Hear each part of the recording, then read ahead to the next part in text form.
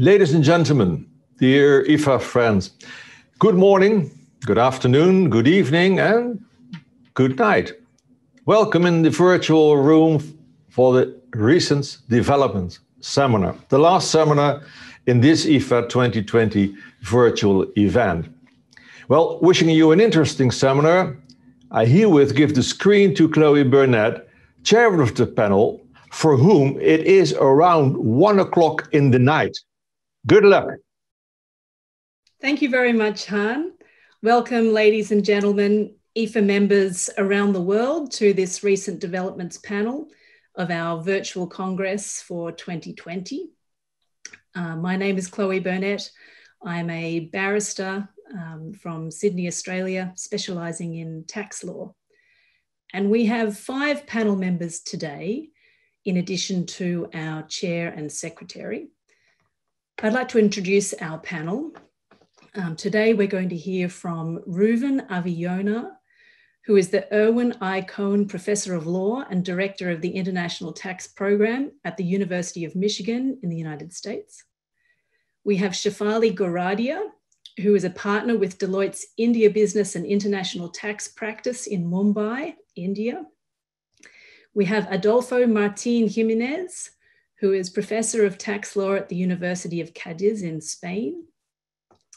We also have Ana Claudia Utumi, partner at Utumi Advogados in Sao Paulo, Brazil. And we have Scott Wilkie, who is Distinguished Professor of Practice on the faculty of Osgoode Hall Law School in York University, Canada, and our Senior Counsel to Blake, Cassels and Graydon LLP, of which he is a retired partner. Scott has been the Vice Chair of the Permanent Scientific Committee of IFA for the last 8 years or so, and this is his last year in the post, and we're very thankful for your service, Scott, and we look forward to hearing from you today on the panel. Our panel secretary is Peter Scott, who's a senior associate with the law firm Arnold Bloch Leibler in Sydney, Australia. Now, today we've sought to group the recent developments from the last 12 months into these themes, which we will take in order. If we can go to slide 4. And first, we're going to look at recent transfer pricing cases. And we'll look at some trends coming through from these. It's been a bit of a bumper year for transfer pricing cases. And we'll look particularly at the recharacterization issue and other topical issues there. Then we'll look at trends in treaty law, both trends towards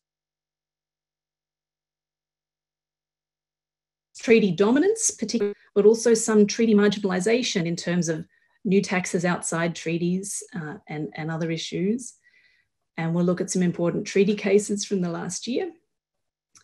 Next, we'll have an update from the United Nations, where developing and middle income countries have developed a draft rule for the taxation of digital services, placing them ahead of certain other international organizations. We will then go to the latest developments in exchange of information. And then we'll finish with a discussion of some of the fiscal and tax policy issues that this COVID-19 economic shock is giving rise to. We might also have time for a pop-up or surprise topic or two, depending on how we're going for time. We're going to have some voting questions scattered throughout the panel, and we hope you can all participate in those. And you're also welcome to pose a question in the Q&A function, and hopefully we'll have some time for questions at the end of the panel. So Scott will lead us off with a discussion of what's really at the heart of transfer pricing. What is the transaction? Scott.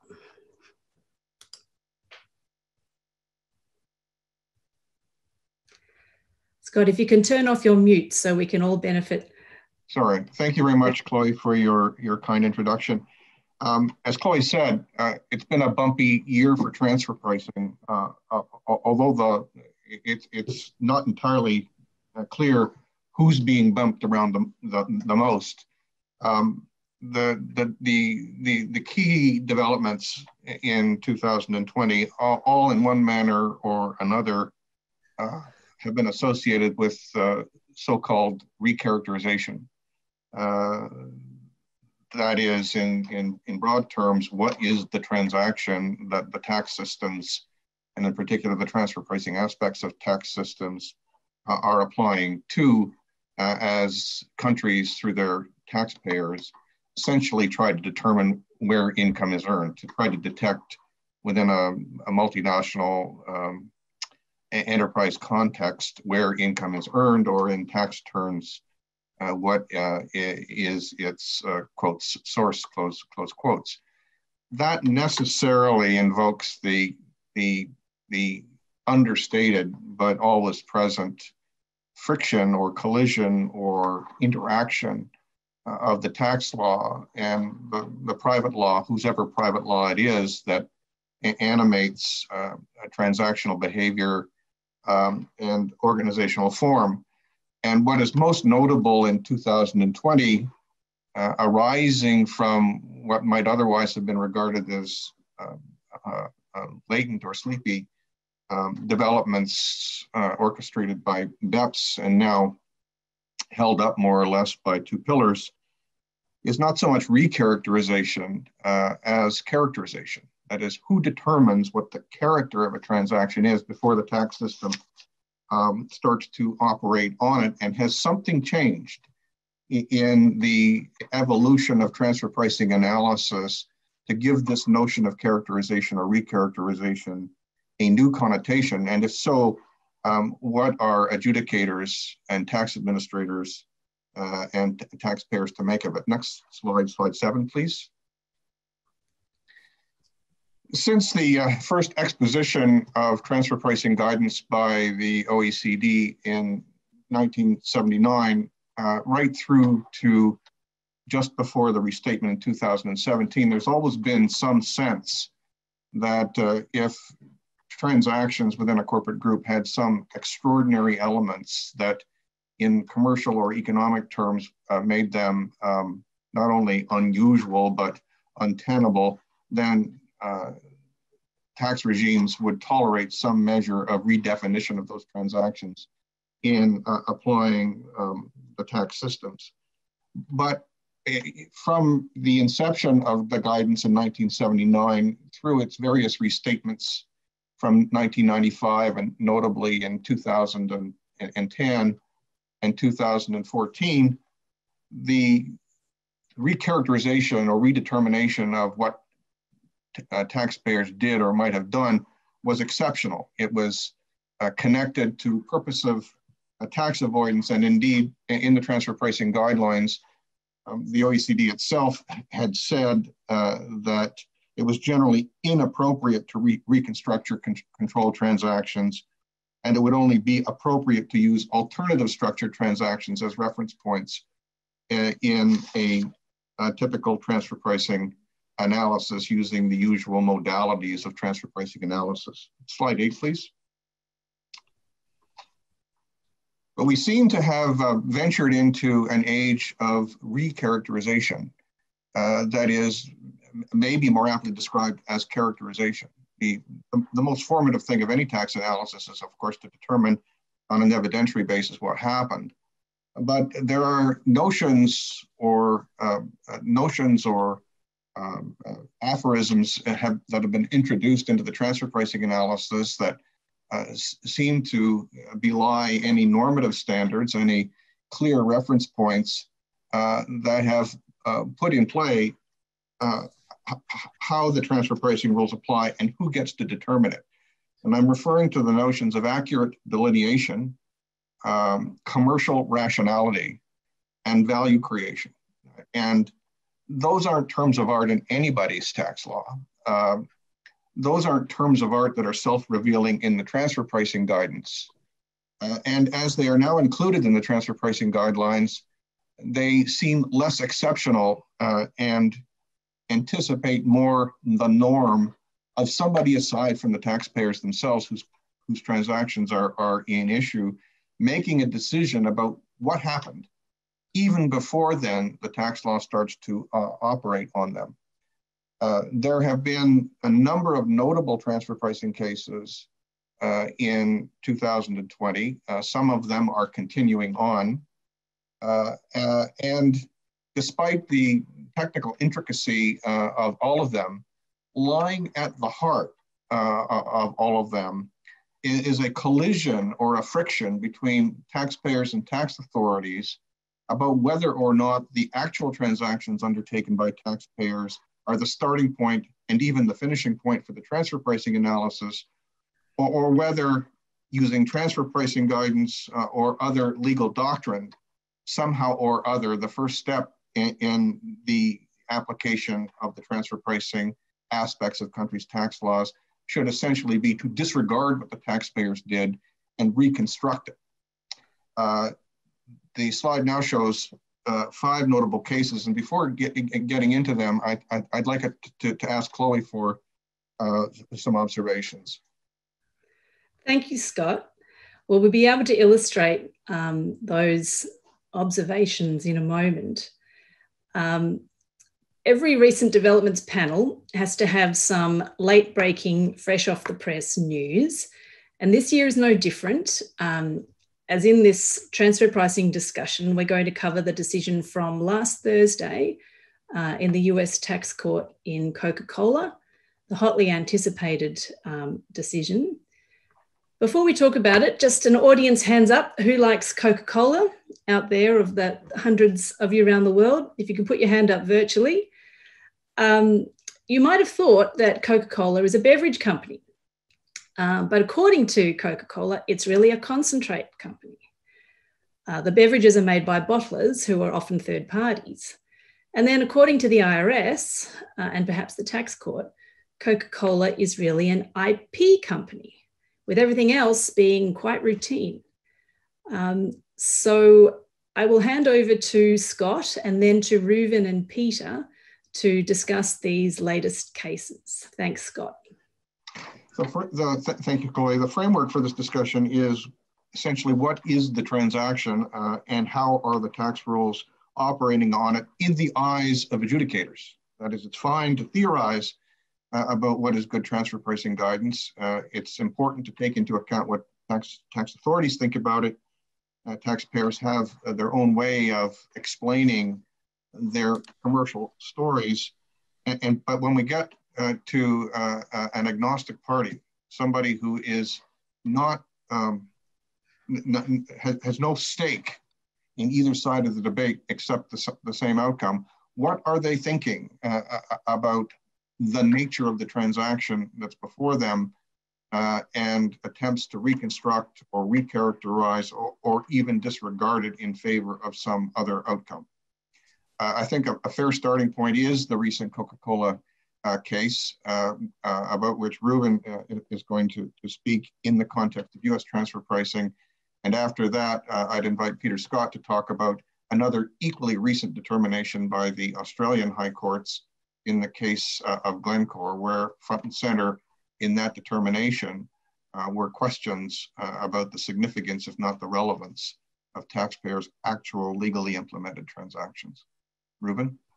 So Coca-Cola is an important case, first of all, because since 1979, the IRS has not really won unequivocally a general transfer pricing case. It has a long series of losses, including recently Amazon, for example, and there are many other cases pending. And the one question is this a turning point in terms of the trends in US transfer pricing litigation? The case itself is not terribly complicated. Coca-Cola, the parent, had the IP. It had 2 kinds of controlled subsidiaries, the so-called supply points, which put together the syrup or the concentrate, and servcos, which deal with advertising and the like. And then the syrup is provided to independent bottlers at arm's length and put into bottles with water and sold all over the world. The position of the taxpayer was basically that in addition to the IP, which was conceded to be in the US, the value relies heavily on marketing intangibles. And so that's what justified the allocation of significant profits to the supply point. The position of the IRS was that the actual advertising was done by the servcos, not by the supply points. And therefore, there should be no marketing intangible profit allocated to the supply points, even though advertising expenses were put on their books. And the tax court sided as I said, with the IRS. And from the point of view of what we're talking about today, the key is that the structure of the transaction was determined by the taxpayer, and the IRS followed the structure of the transaction as determined by the taxpayer. That is, that all the advertising was actually done by the servcos, not by the supply points. And that was the point of view of the tax court. The judge said, look, the IRS may try to challenge the structure of a transaction, but the taxpayer, having structured the transaction the way that they want, cannot challenge the structure of its own transaction, and therefore the IRS wins. And we'll see what happens with this on appeal, because it's $3.3 billion, so there's certainly going to be an appeal. Peter, can I ask you to talk about Glencore? Because essentially the case in point about which Reuven just spoke is exactly what the theme of this discussion is. Yes, thank you. Thank you, Scott. And this is a very recent case. It was only handed down by the Full Federal Court of Australia at the start of the month. So the Glencore case concerned the transfer pricing aspects of the acquisition of copper concentrate under an offtake agreement by Glencore International, which is a Swiss resident company, from its subsidiary Cobar Management, which was an Australian company which owned and operated a copper mine in Australia. So the evidence heard by the court was that in 2007, due to uncertainty around future copper prices and a lot of volatility in those prices and higher costs associated with the mine, and in that context, the pricing arrangement of the contract, the offtake agreement was changed. So the cases considered whether the Commissioner was able to take a flexible approach to identifying the substitute hypothesis for arm's length purposes, including inserting additional clauses and changing the structure of the pricing arrangement between the parties.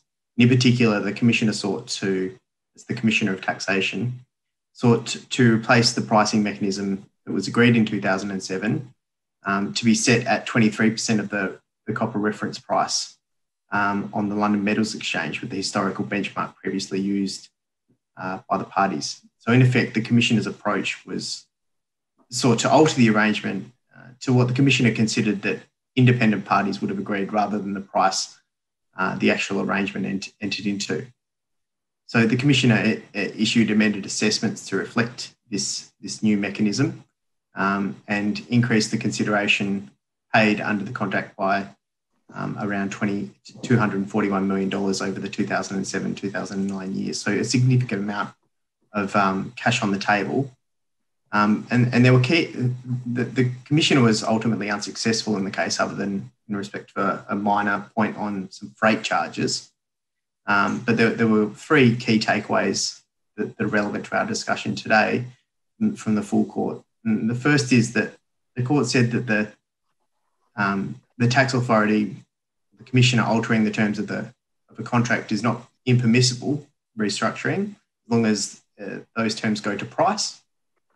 And in a separate judgment, of a single judge of the three, it was said that there was considerable scope for the tax authority to restructure the transaction to reflect the profits which would have accrued at arm's length. And perhaps one of the most interesting aspects of the case is that the court emphasised that the OECD transfer pricing guidelines are subordinate to the domestic law, and they only have a role to play where they're consistent with and relevant to that domestic law. So notwithstanding these points, the taxpayer won on the facts, as its industry experts were believed, and in their evidence that these terms would have been found in an arm's length arrangement. Thanks, Peter. And already swimming in your minds should be the notions of accurate delineation, commercial rationality, and value creation, because although those terms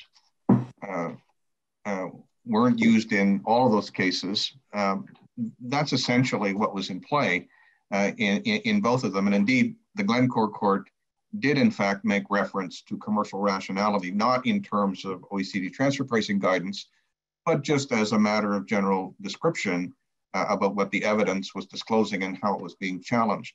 Cameco Corporation is possibly one of the most notable transfer pricing cases now in the world, although for the time being possibly displaced by the international interest in Coca-Cola as of last week. Broadly, Chemical Corporation, one of the few uranium producers in the world, had adopted an elaborate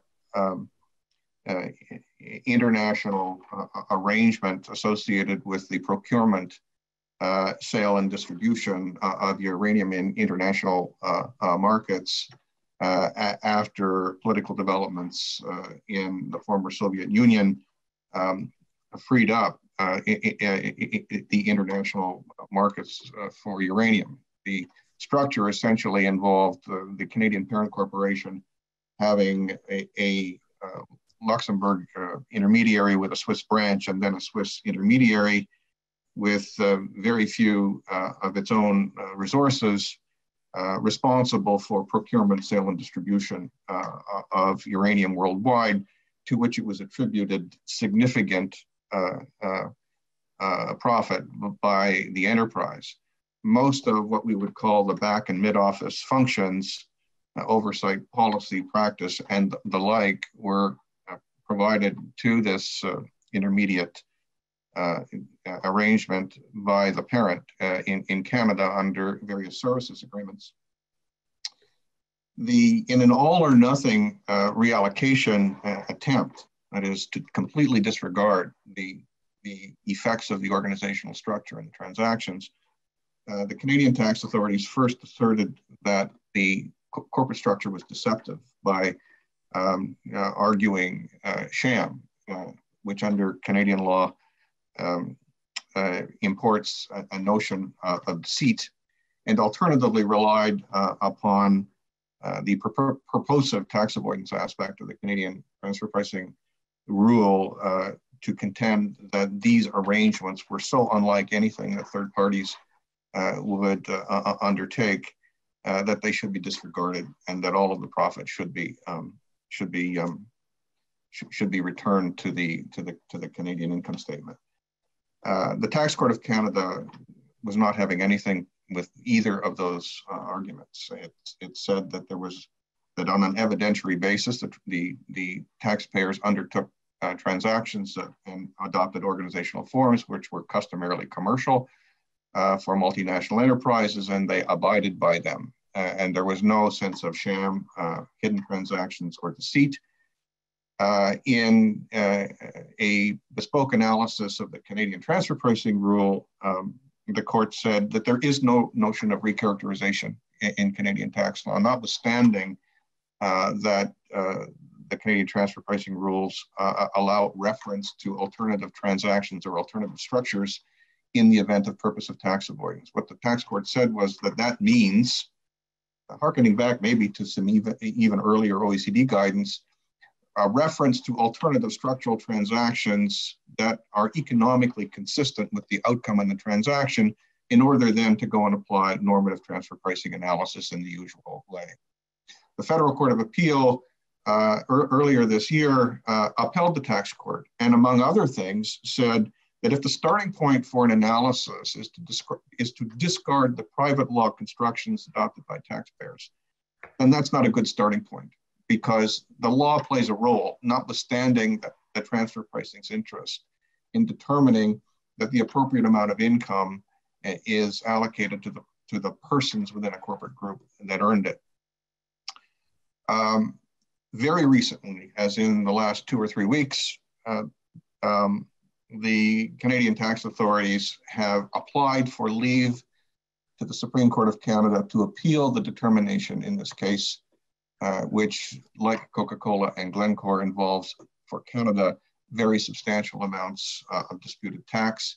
Under the Canadian system, cases of any kind, including tax cases, only make it to the Supreme Court of Canada if an issue of national importance is identified, which the Supreme Court of Canada on a leave application agrees is of national importance. And so we will see. Agri-City is another, and I should say that equally, the Canadian court, as did the Australian court, said that the transfer pricing guidance is very interesting and may well be an heuristic in conducting a transfer pricing analysis, but it isn't the law, echoing an earlier determination by the Supreme Court of Canada in the case of GlaxoSmithKline. So the transfer pricing guidance, such as it is, emanating from the OECD, it is possibly a useful analytical device, but it doesn't determine consequences. The law determines the consequences. A similar attitude was reflected in the tax court's determination in Agri-City, and also in the Danish court's determination, the Danish Supreme Court's determination in Adecco.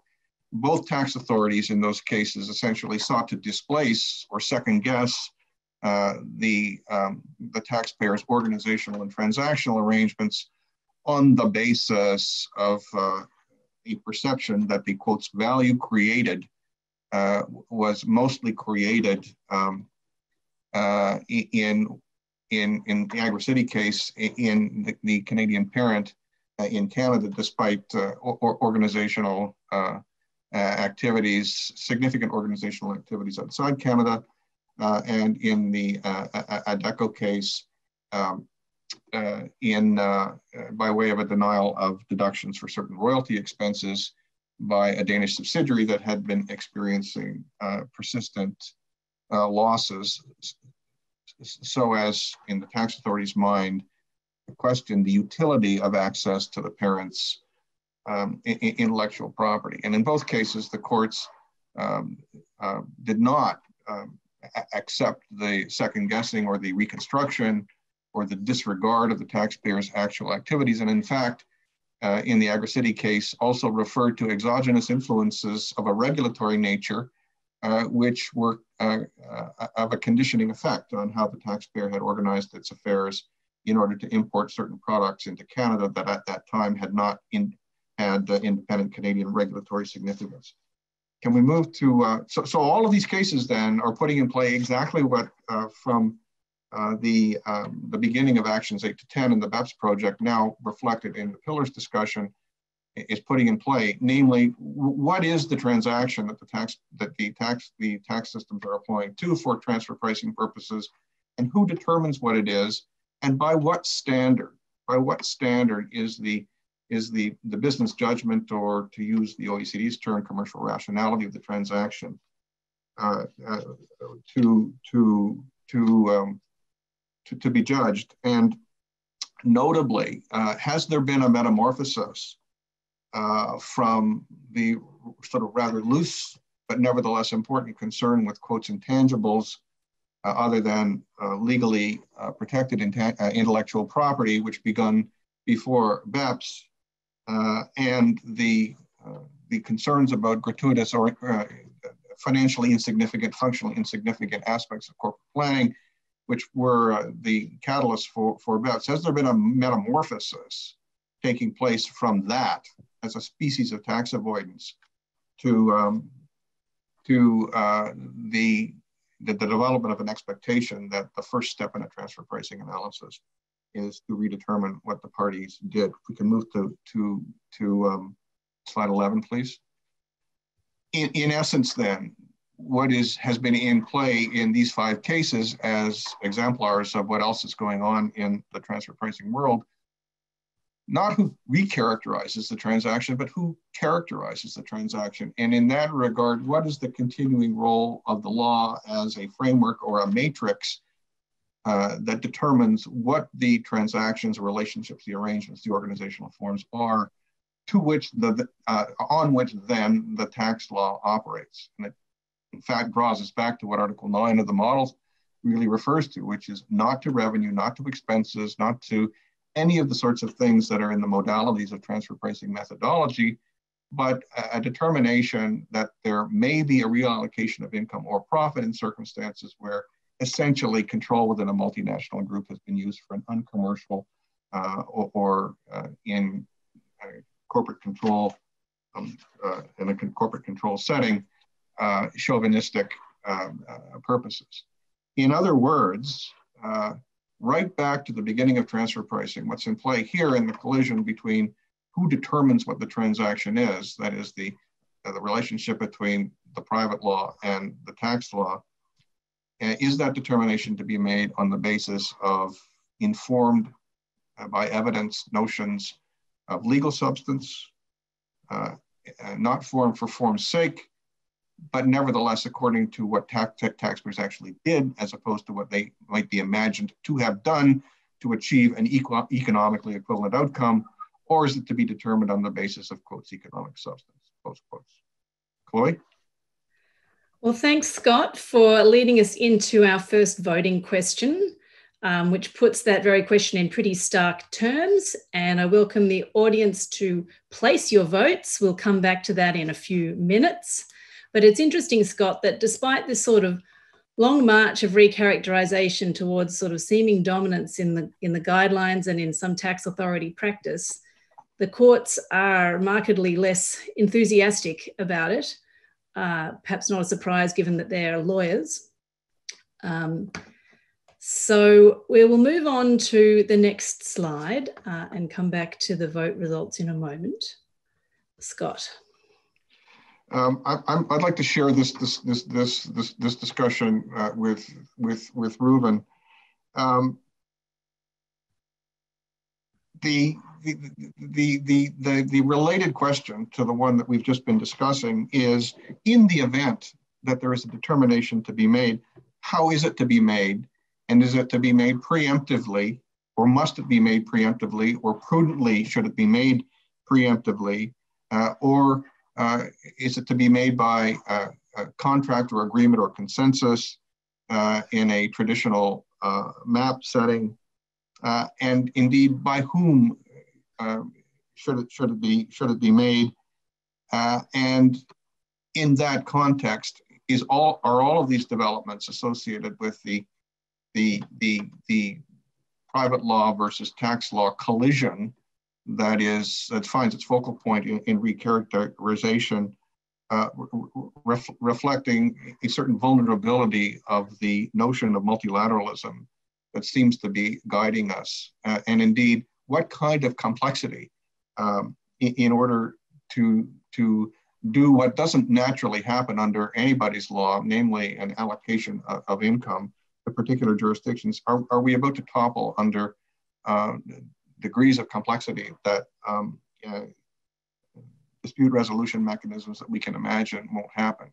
Those who have spent any time at all on Pillar 1, for example, as the blueprint presently expresses it, will have noticed the introduction of essentially a super transfer pricing regime that would be applied preemptively, and that would, notwithstanding the availability of APAs and maps and judicial proceedings for resolving tax disputes in this area, imagine a first level of agreement of some sort or another in some forum or another about what the transfer pricing, as some countries that might be affected by it would agree, and that puts into play the sort of considerations that we find in the multilateral instrument with respect to its recommendations for arbitration and other good tax administration practices. But it does raise this recharacterization or characterization question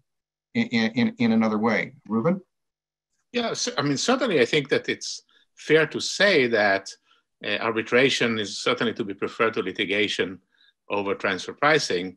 And the trend recently seems to have been increased arbitration in transfer pricing, especially under the MLI. It's interesting that, as I understand, most countries have chosen the American-style baseball arbitration, that is, that the arbitrators need to choose between the two sides as opposed to having their own opinion, which is particularly apt for transfer pricing cases. It's also been implemented successfully in the US-Canadian treaty, for example.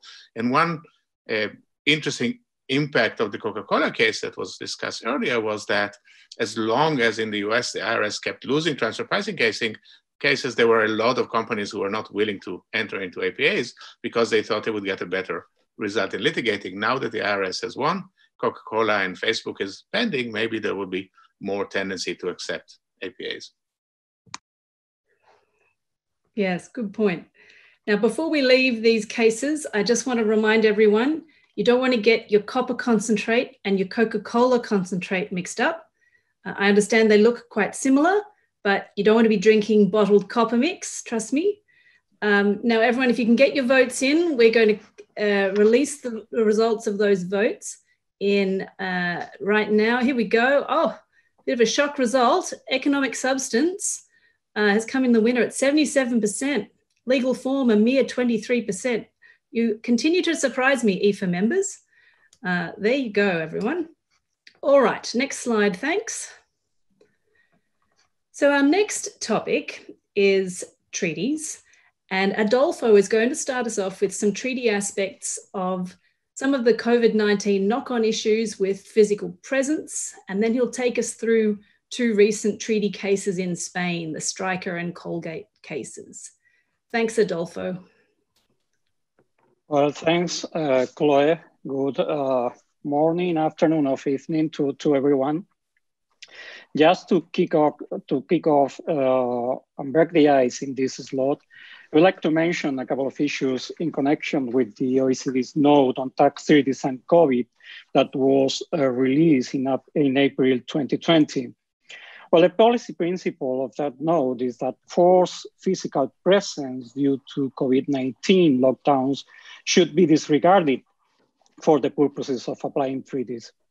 This principle underlying the note seems to get rid of physical presence and fixed base thresholds that are present in tax treaties in order to allocate profits to countries where, in fact, there's no physical presence because the people are in another country due to the lockdowns. So if we reflect for a moment on this policy principle, we may end up wondering why are we having Pillar 1 works right now? Because in the end, this policy principle somehow achieves what we're trying to work or achieve under the ongoing works on Pillar 1. So basically, if we could interpret treaties in another form, maybe we may end up having a more modern tax treaty network. And I think that Scott will reflect on this a little bit more later. Be that as it may, well, it is interesting that not all countries are willing to follow the OECD's lead on, as expressed in this note. For instance, there's a ruling in Spain that was released last June that basically concludes that the period of presence in Spain during the lockdown counts for the purpose of determination of tax residence in Spain. And this has a lot of effects on the interpretation and application of tax treaties. This ruling referred to a non-treaty situation, but if the same principle is applied in a treaty context, well, it may have a lot of consequences in terms of the uniform application of tax treaties, and this affects the determination of residence under Article 4, on the tiebreaker rule, Article 4.2, the residence of companies, whether there's a permanent establishment or not, but also it affects transfer pricing because somehow the BEPS actions 8 through 10 connect allocation of profits with control of risk with the relevant people in a company. So this ruling, if applied to transfer pricing situations, may also end up having very relevant effects in terms of affecting the allocation of tax bases. By the way, it also shows that maybe the framework or the BEPS outputs are not as solid or are more fragile than it may seem in terms of permitting people who reallocate from one place to another to drag with them the relevant tax basis. So this is basically what I wanted to say. This note permits us to reflect a little bit on what we are doing, on what we have, on the BEPS outputs, but it also shows, if connected with the Spanish ruling, that countries are not always following what the OECD does or interprets. And I think that on this, Reven has a comment. Reven, please. I would just mention that the US has in fact adopted this view, that is that forced presence due to lockdowns and the like should not count towards physical presence in terms of establishing residency. And I think it's typical, but maybe somewhat surprising in the current context, that the US would take the same view at the OECD, since in, of course, many other contexts it does not. But it is also typical, I think, that the US/OECD view would not necessarily be followed by many other countries. Okay, thanks, Ruben. We are moving to the Stryker case. Next slide, please. Thank you, Peter. Well, the Stryker case has been cited in the international forum as a case on dynamic interpretation of tax treaties, but in fact, it is more important for other reasons that I will try to summarize in the next minutes. The facts of the case are quite simple. There was a Spanish company with a Swiss branch, and the Swiss branch had a minimal human and material resources, but it also had a minimal activity. They only had a couple of loans allocated to the branch in those years. The loans were granted to companies of the same group. And the only activity of the director of the branch was to renew one of the loans. Well, in that context, the tax administration and the lower court concluded that the activity of the branch was auxiliary. And since it was auxiliary, it was not a permanent establishment in Switzerland. And therefore, all the profits of the branch should be reallocated to Spain. Well, the company had chosen that structure because allocation of profits to Switzerland had a tax advantage in terms of the regime that was applied in Switzerland, and also the all 1966 treaty between Switzerland and Spain had the exemption method. So all the profits allocated to the branch were exempt in Spain. What was the problem with that treaty? That since it is an old treaty, it followed the old draft OECD model of 1973. And well, what was the conclusion of the Supreme Court? Next slide, please. Well, the conclusion of the Supreme Court was that the Spain-Switzerland tax treaty, in particular Article 5.3e, could not be interpreted with the commentaries to the OECD model of 2005 and 2010, which were the ones used by the tax auditors and the lower court. And they could not be used because they referred to a specific drafting of Article 5.4 that was not the same one as the one that the OECD draft model of 1963 had. So in fact, what the court concluded was that dynamic interpretation is permitted, but creative dynamic interpretation is not allowed in Spain. You cannot use later commentaries to interpret the wording of a treaty that simply has a different wording in comparison to the drafting of the treaty article to which the commentaries refer. But the case is more important because of the bilateral interpretation of the treaty that the Supreme Court defended. The Supreme Court concluded that basically the unilateral interpretation of the treaty by the Spanish tax administration caused double taxation. That amounts to a unilateral treaty override because they didn't even bother to consult the tax authorities, their opinion on their interpretation. So basically the Supreme Court concludes that in these cases where it is clear that the Swiss tax administration, the source country, had an interpretation of the treaty that is not shared by the authorities of the residence country, the form of solving the dispute is the MAC. It is not unilateral interpretation which can cause double taxation. I think that's the most relevant conclusion in the case. If we move to the next slide, please. Colgate is a completely different case with the same reasoning as Stryker. Why is it a complete different case? Because it refers to a very different factual background, a more complex one, I would say. I will try to summarize in a couple of minutes, but still the court decided to follow a similar reasoning to the Stryker case and reach a totally wrong, a very weird, I would say, conclusion. The factual background of the Colgate case refers to the restructuring of the US group. The group had a US parent. It previously had, before 2005, full distributors in all jurisdictions, and the restructuring consisted in going or implementing a structure of limited risk distributors with a Swiss principal.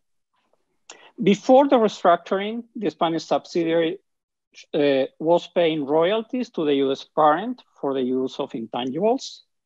After the restructuring, the Spanish subsidiary did not pay any royalty. It simply purchased goods from the Swiss principal.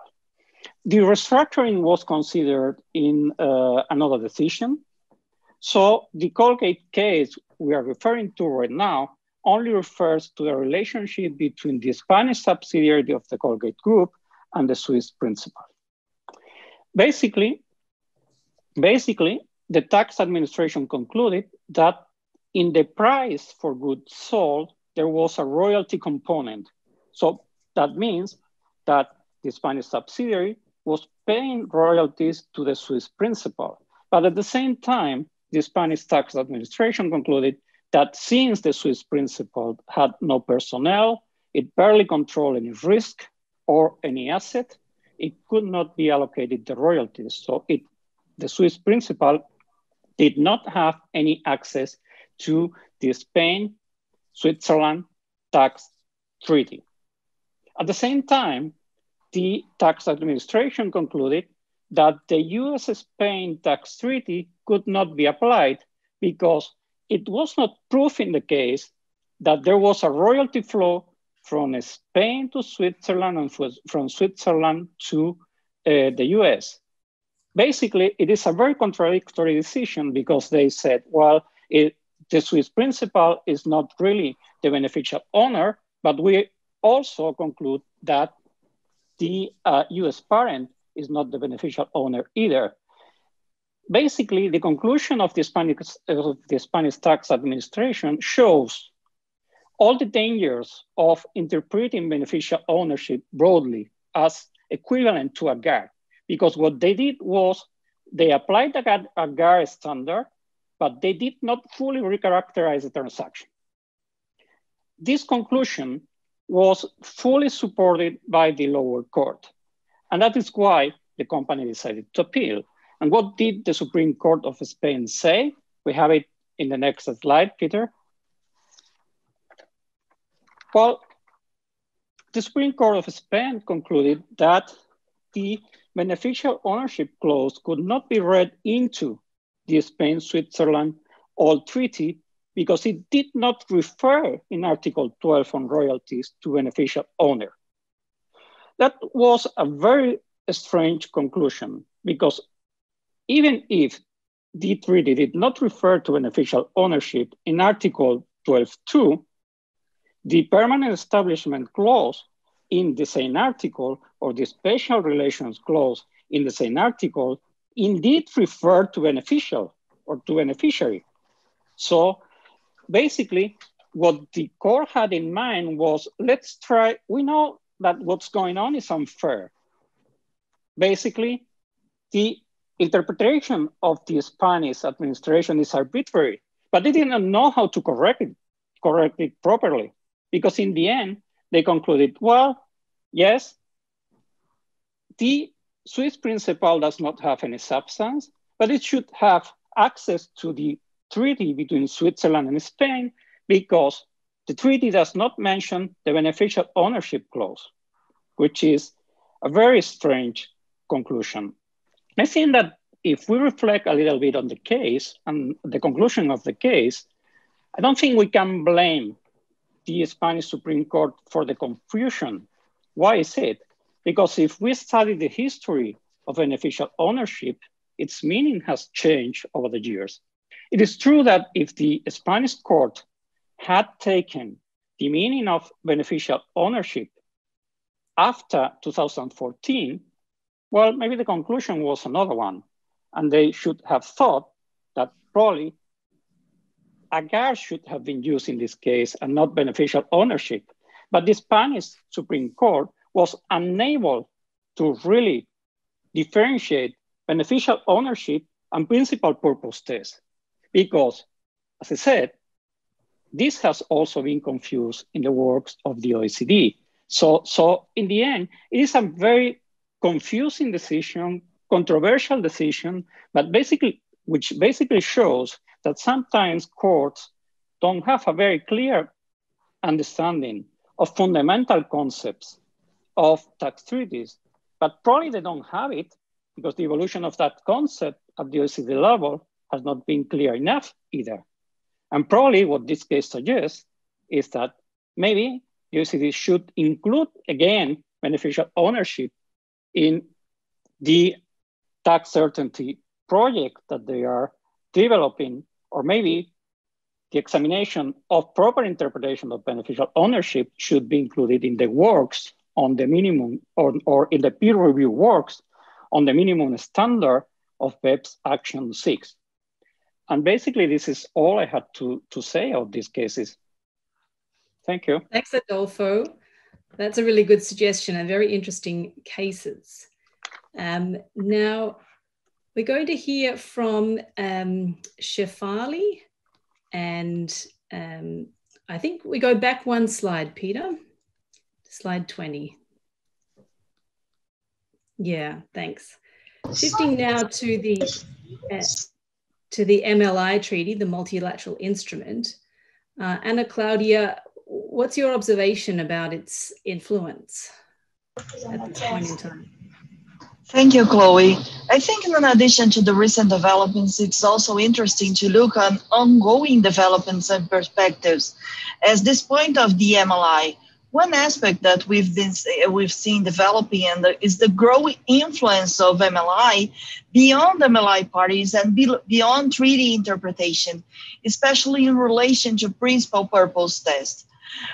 Although principal purpose test came as a tool to control treaty shopping, the fact is that authorities of different countries may try to use this type of interpretation to disregard transactions that not necessarily involve treaties, but involve reduction of tax burden. And what I see as a problem of PPT, of spreading out the use of PPT, is the uncertainty. Well, there has been a long time that we've been been very used to work with business purpose analysis, alerting taxpayers that transactions without real business purpose may be subject to disregard by tax authorities of different countries. But with the influence of PPT, we may see situations in which, even though I have business purpose, I have a quote unquote traditional business purpose, authorities may understand that one of the principal purpose of the transaction was to save taxes. And how do we assess why we have this uncertainty?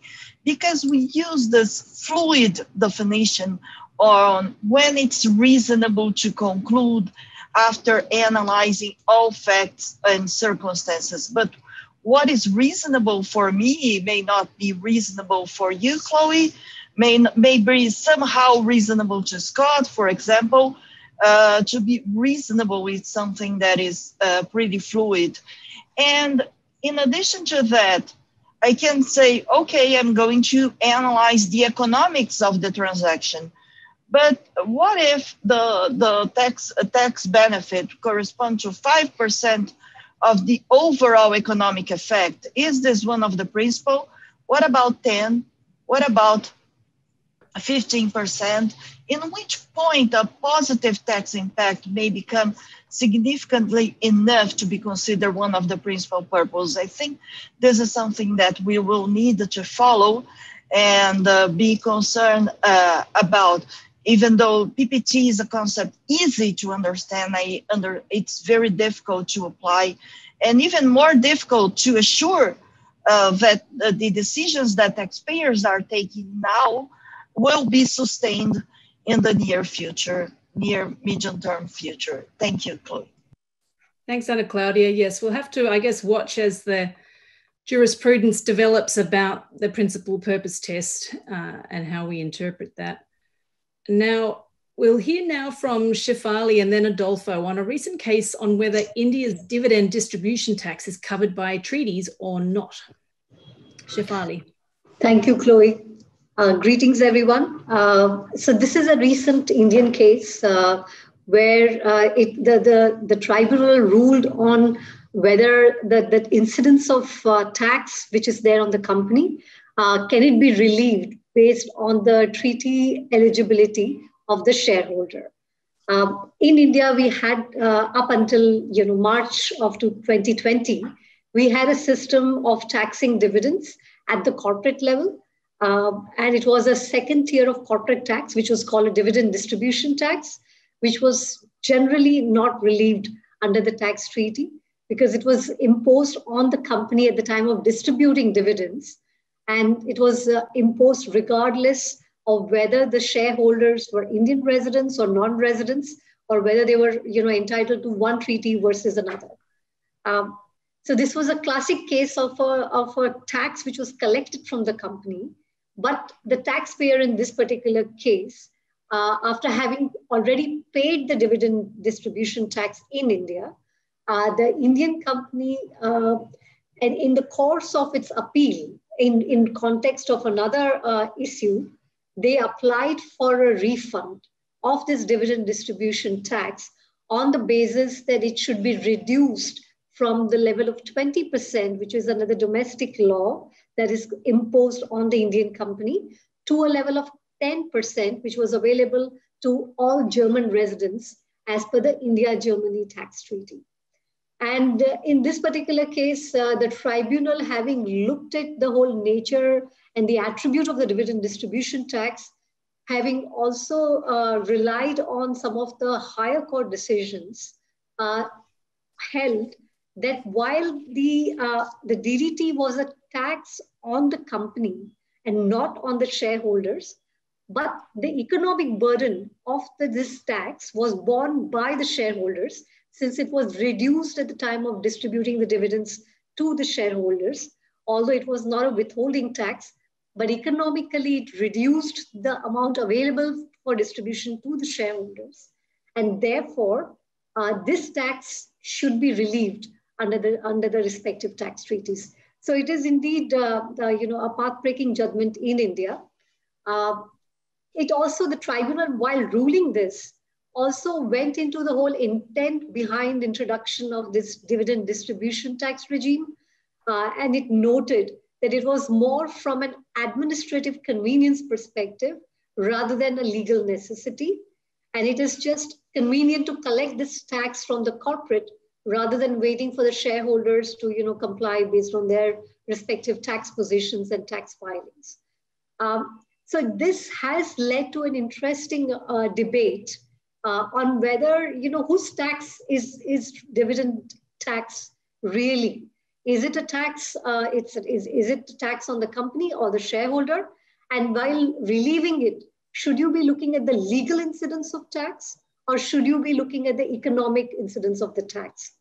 The second question that has arisen is also who should really be claiming a relief? While the tax is paid by the Indian company, the relief is sought by the German resident or relying on the India-German tax treaty, since the shareholder in this particular case was a German resident. So can the company that is actually paying the dividends, should that be claiming the relief, or should the relief be claimed by the shareholders? Now, these are all the interesting questions that are arisen in the Indian context. In this particular case, we did see that the tribunal has taken a dynamic view and they've looked beyond just the legal incidence to the case of the actual economic incidence of this tax and granted the relief based on the treaty residence of the shareholder. But I will turn to Adolfo for his comments on this. Just one last comment before I hand over to him.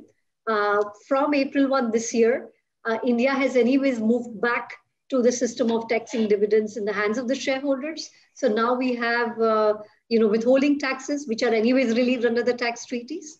And so the situation is more in relation to the past cases.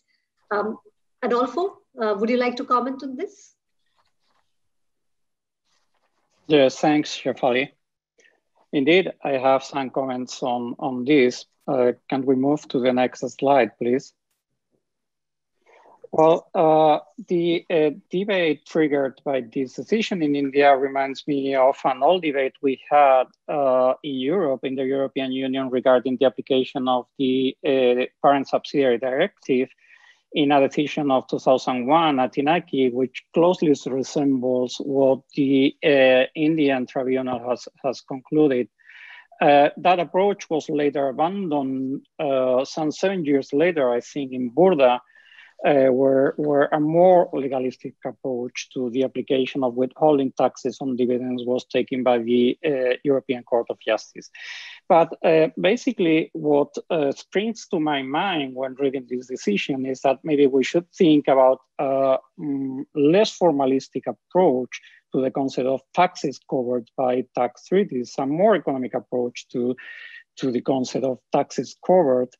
And I have the question or the doubts whether this interpretation can be applied to the equalization levy in India or to digital sales taxes that are mushrooming all over the world. And my answer to that over the years have been that our approach to Article 2 should not be formalistic, should not be legalistic, should be more substantial, more teleological. And there are some indications pointing in that direction too in the current debate on the digital economy. For instance, if we go to the UN model and the draft Article 12b, I know that Shefali is going to talk about this article later on, but basically this Article 12b is modeled after the Indian equalization levy or as the digital sales taxes that are being enacted in different jurisdictions, which substantially proves that these taxes are income taxes. Because if in the end we can see that in the UN model, it means that perhaps a less formalistic interpretation of Article 2 is already being accepted, at least in the context of the UN model. If we shift to European Union law, there was a very relevant decision, well, a very relevant opinion by Advocate General Colgate released a few days ago in October in Commission versus Poland. It refers to a Polish retail tax, which is a carbon copy of digital sales taxes in terms of structure. What was the conclusion of the Advocate General? The conclusion was, this is an income tax. This is a real income tax. It is not an indirect tax. And basically, the tax, the digital sales tax proposed by the Commission is an income tax because in the end, it taxes the income of people, even if the tax basis of people or companies, even if the tax basis refers to turnover. And this opinion of Advocate General Colgate was also held previously in the Vodafone case that referred to a Hungarian tax with a similar structure. And basically it confirms also the opinion of the legal service of the European Council on the digital sales tax proposed by the Commission. And in that legal opinion of the legal service of the European Union Council, well, the advocates of the Council defending that basically digital sales taxes are income taxes. This basically is the same opinion that was defended by the OECD in 2018 in the interim report of the digitalized economy, where the OECD defended that Article 2 on the concept of income tax in tax treaties should be interpreted broadly. It is a little bit striking that somehow this opinion of 2018 has changed in the blue paper on Pillar 2, where it is now said just the opposite.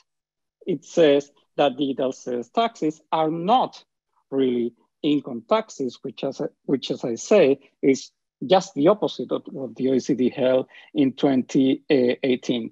But basically, this leads me to my conclusion, and that is that if we apply a less formalistic interpretation to Article 2.2 of tax treaties and maybe Article 2.4, and some courts seem to be applying this interpretation, maybe in India, maybe in Spain, because this is also connected with the striker case, conflicts on whether digital sales taxes are covered or not by current tax treaties will probably proliferate over the years. Thank you. I turn it over to you, I think. Thanks, Adolfo. Yes, Shefali will now take us through two more recent Indian treaty cases, the Flipkart and ING cases. Thanks, Shefali. Right. So this is the Mauritius case. Now, this case is actually a private ruling, so it doesn't have any presidential value as such. But it is interesting to see how the Authority for Advanced Rulings has looked at the companies and gave or rejected the ruling on the basis of the control and management not being in Mauritius. So this was a case of Tiger Global, where there were 3 Mauritius companies that held shares of a Singapore entity called Flipkart, Flipkart Private Limited, which in turn held shares of multiple Indian entities. And sometime in 2000, in fact, when they sold the shares, the transaction was that Walmart acquired the shares of Flipkart, and Walmart, through its Luxembourg entity, acquired the shares of Flipkart Singapore. And on this transaction, there was an assertion of Indian capital gains tax. Now, while the sale of shares was that of a Singapore company, but since the Singapore entity derived substantial value from assets held in India, there was a case that the capital gains arising from this should be taxable in India. It is interesting to know a little bit of backdrop to this. Just about the time when the sale was happening, which was in August of 2018, the company had applied for a nil withholding certificate. It is common in India when you're selling shares, and especially if you're a Mauritius seller or a Singapore seller who are traditionally exempt under the tax treaties, if they were holding shares in Indian companies from capital gains tax in India, you would typically apply for a nil withholding certificate. In this particular case, this application was rejected by the Indian revenue authorities. And then subsequently, the company filed for this advance ruling, seeking the ruling of the court on whether it will be exempt under the India-Mauritius tax treaty, since this was an indirect transfer case where the Mauritius company was selling Singapore shares, which were deriving value substantially from India. And under the Indian tax provisions, the Authority for Advanced Rulings in fact, they are empowered to reject a ruling if they feel that prima facie the whole transaction is designed for the purpose of tax avoidance. And as it has been, it is now common that in most such cases, or most cases of Mauritius companies, when the ruling is filed or applied for, the revenue's general stance is always to take a plea that it is for the purpose of tax avoidance.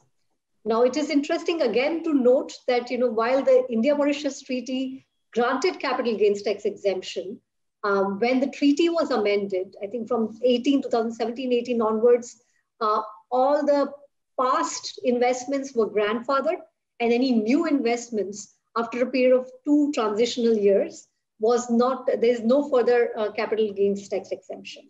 But in this particular case, even though it was a case of a grandfathered investment, they looked at the case of the company and they noted, the Advanced Ruling Authority noted that this sounds like a case where the Mauritius companies are just conduits. So they are not really being controlled and managed from Mauritius, because looking at the whole organizational structure, all the key decisions are taken by the founders of the entire group who are outside of Mauritius. And they also looked at different facts and circumstances, one of them being that the two founders are based in the US. They had, even though they were not on the board of the Mauritius company, they had the authority to sign or operate the bank account in excess of $250,000 transaction. Of course, it did require a counter signature of a Mauritius-based director, but this was one of the factors relying on which the authorities said that the head and the brain seems to be outside of Mauritius. And the day-to-day control and management, even though that might be there in Mauritius, but for determining, the control and management, you should look at where the actual head and brain is and not look at the day-to-day management. It was also interesting in this particular case because they did come out and say that the Mauritius Treaty does not grant you exemption from indirect transfers. Now, here the classic argument has always been that while the Mauritius Treaty grants the right to India to tax the capital gains if the company is based in India, but in this particular case, since the treaty does not specifically address indirect transfer situation, the authority held that this was never envisaged and therefore it was never meant to be exempted under the tax treaties. Now, this throws up certain, important questions as to how do you really look at the substance.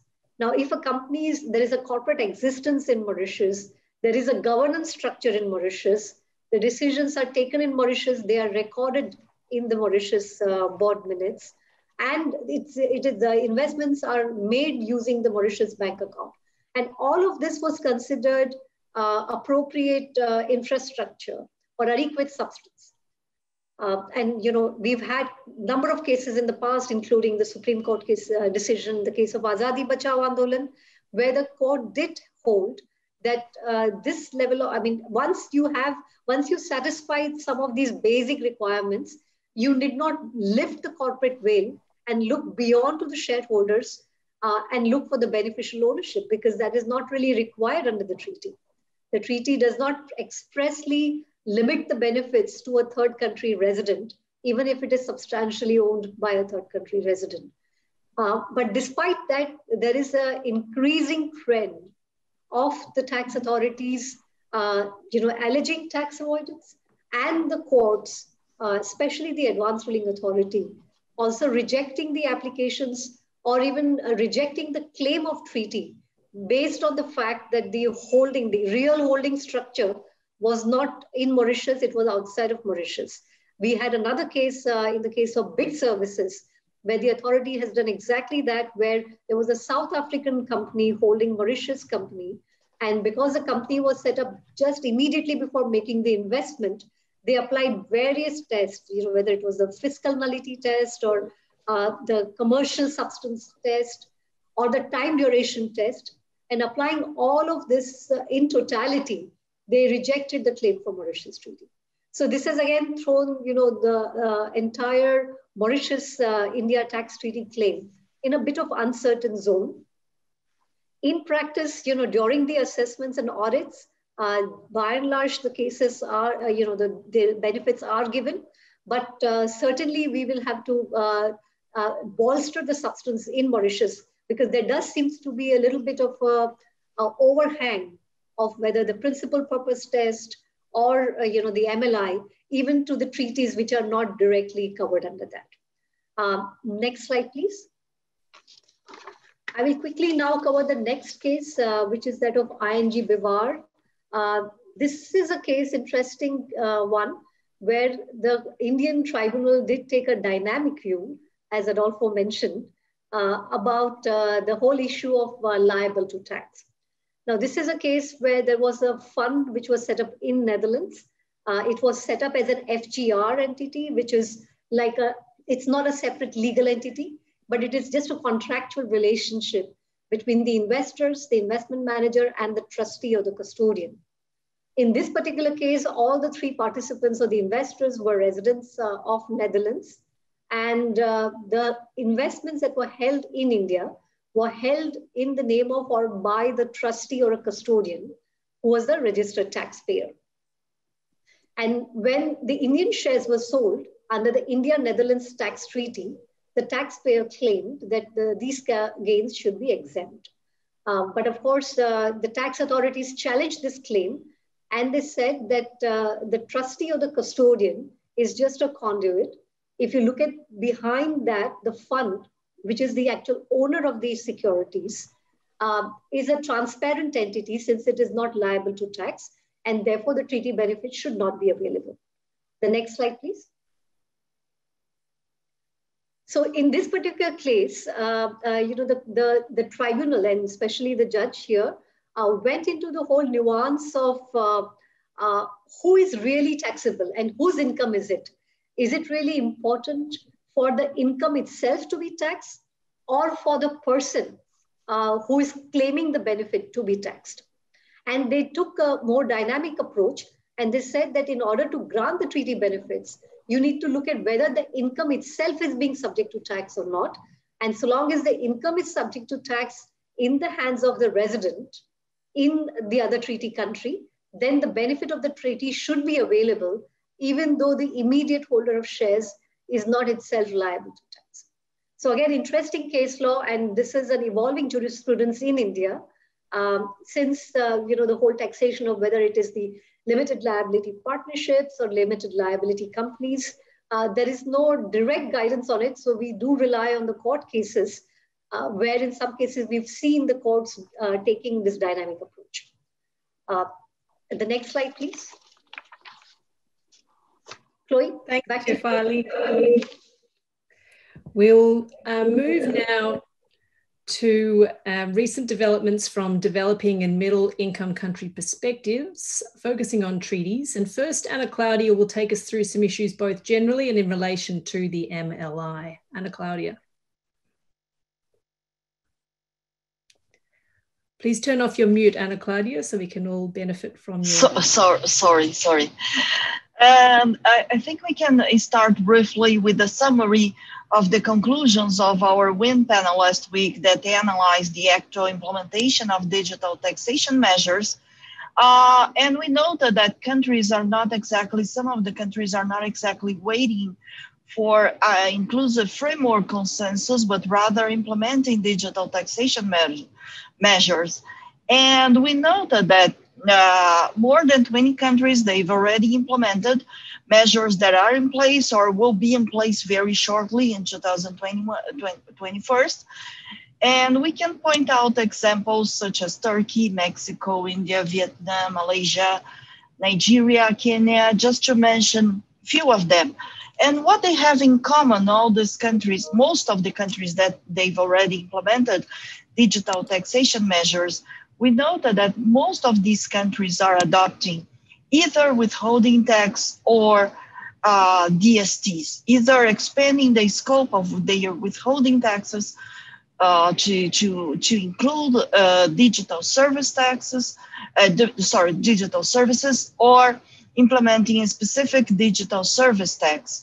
So we know that these measures that have been adopted so far seems to be following more the path of the UN Article 12, UN Model Treaty 12B that Shefali will comment.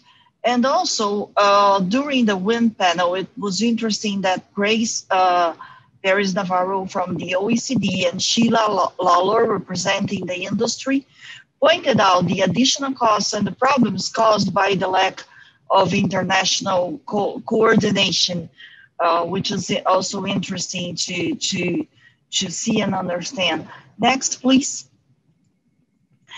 And another point for us to follow the developments and is that was already mentioned in relation to Colgate and striker cases, but that is very important to that for a long time we will be seeing this, is the prevention of treaty shopping if the relevant treaty is not under the MLI because of lack of match, or because one of the three partners are not didn't sign or didn't ratify the MLI yet, and how to prevent the treaty shopping if the relevant treaty is silent or insufficient to tackle, especially if you look at, as Adolfo mentioned, about the old treaties that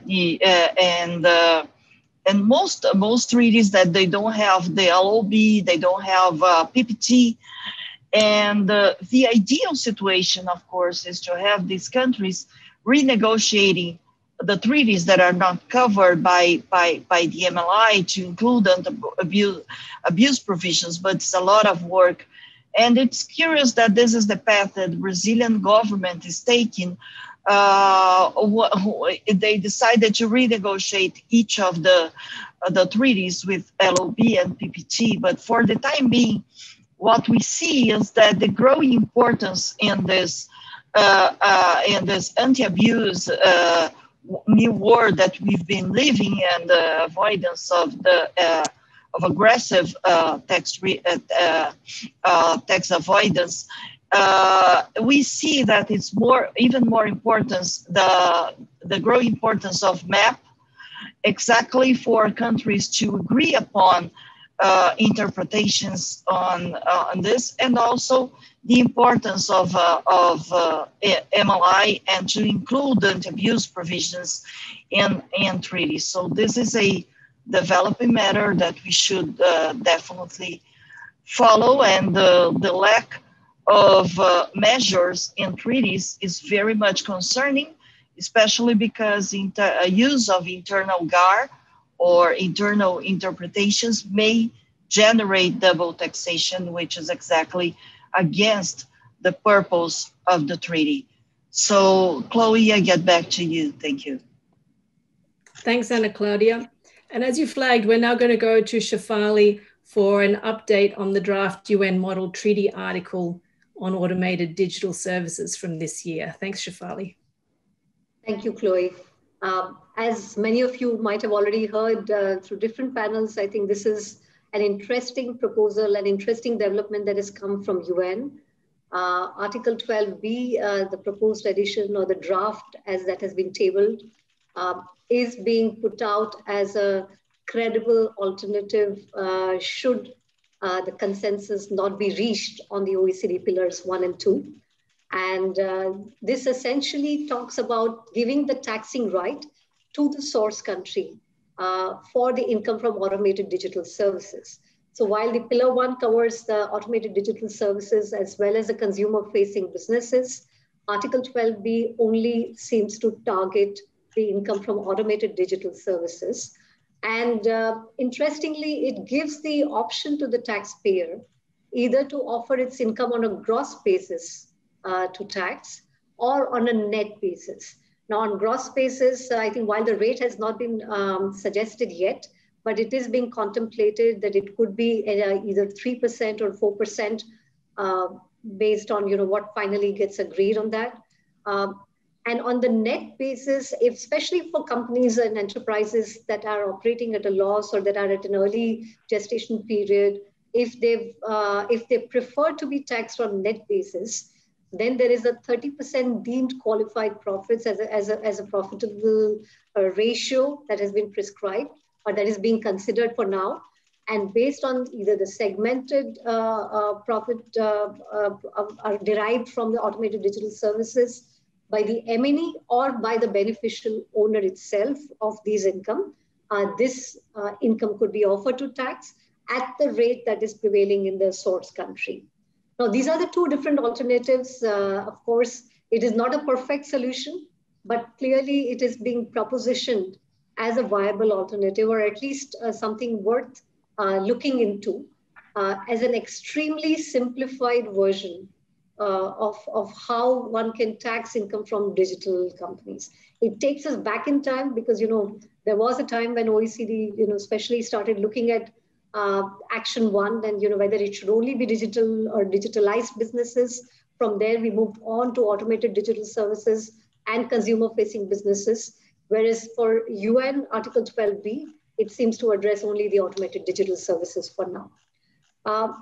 Clearly, they've said that there is a lot of work to be done on it. The UN will work to improve on the article as well as the commentaries which have been published, and this will be finalized in April of 2021. The next slide, please. So this throws up a few questions, and while of course we talked about should we really be only targeting automated digital services, or should it be something broader than that? How would it interplay with Pillar 1? I think these are the questions which are there. In a sense, the UN model works on the bilateral negotiations. And therefore, in fact, yesterday in the IFA OECD seminar, Pascal also reacted to this, saying, that will the countries really agree? And, if they do want to find that they do want to agree, they can agree on the Pillar 1 as well. But he expressed some doubts and reservations on whether the countries will actually bilaterally agree to amend the treaties to bring in this article or not. It is also noted that since there are no minimum thresholds prescribed yet, whether at the time of finalizing, will this be something that will be considered?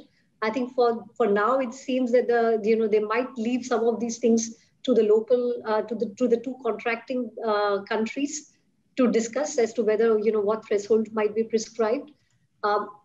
Also, there have been concerns around the beneficial ownership.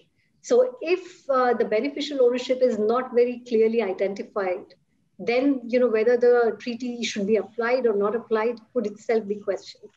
And as a result, I think there is the whole debate on whether in such a case, the companies should go for a net basis taxation. There has been some clarification in the commentary to say that if there is an agent or a nominee or a conduit, then anyways, you will not apply the treaty. You will treat this as the income of the real owner. But it is also interesting that, having already amended Article 12, we have, the addition of 12A, which is on the fees for technical services, which was brought in the revised model in 2018. And then now we have 12B. And there could be some cases of overlap. Some of them have been addressed already, as in, the definition of automated digital services already excludes anything which could be covered under Article 12A on technical services. But some of them might still not be addressed, and more so in the context of software-related services. And how you avoid the overlap will be something that will be interesting to see. But they have prescribed the order. So first you need to see whether Article 12 on royalties applies. If it doesn't fall in that, then you go to 12A, which is the technical services article. And if it does not get covered in both of them, but it is an automated digital service, then you apply Article 12B.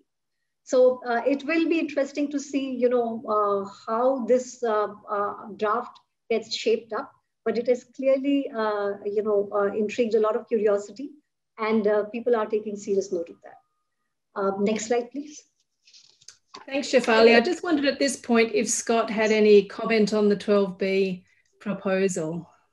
Yeah, I'd like to make 4 quick points, and I'll make them very quickly. In making them, I'll suspend judgment about the utility or the workability of 12B, except that I will note the economy of 12B in relation to the combination of pillars 1 and 2, which take up about 500 pages of closely typed text and diagrams and introduce new modalities of tax administration. My comments are really of perspective. Shefali has alluded to the fact that the notions in 12B aren't that recent, and in fact have an earlier precursors. I would say even earlier than Shefali alludes to. The International Chamber of Commerce in the early 1920s, as a solution to the problems of objectively allocating international income, recommended the single factor sales formula approach using turnover as the reference point, and still considered that to be within the scope income taxation. And I'd suggest that allowing for the passage of about 100 years, that's what we're really talking about here. The second thing I would say about it is that regardless of first reactions, most countries in the world are familiar with gross basis withholding taxes, that is gross revenue taxes or taxes that appear to be gross revenue taxes, but which really are portrayed even by them in their tax systems as income taxes limited by the verifiability of underlying information associated with allocation and deduction.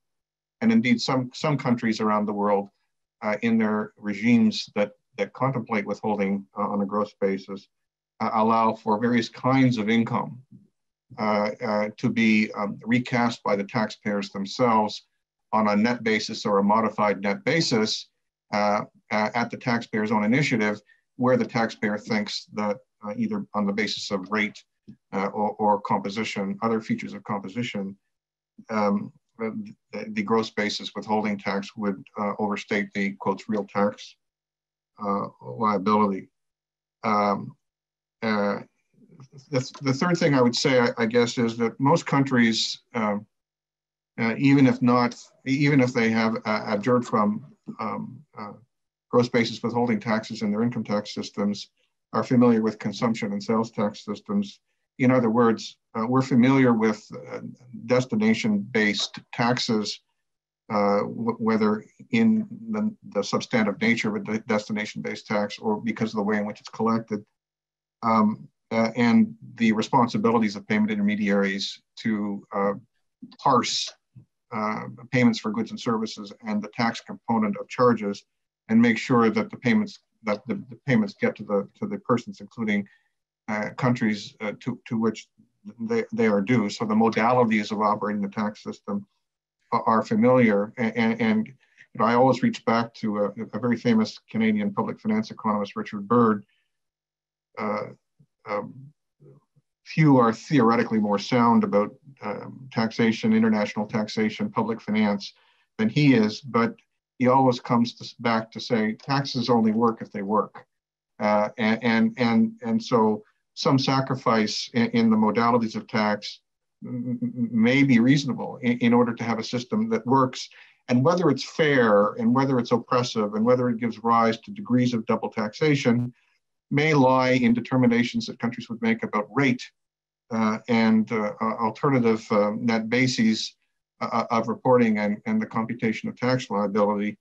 And that perspective, I think, is important. And the last thing I would say, which is, I suppose, more in the first instance, a comment on the pillars in relation to 12B, is that much of this discussion that's taking place about 12B and the pillars and you know, the ability to tax market effects has, among other things, in mind the circumstances of developing countries whose tax resources may be more limited than developed countries and whose tax systems may be less developed.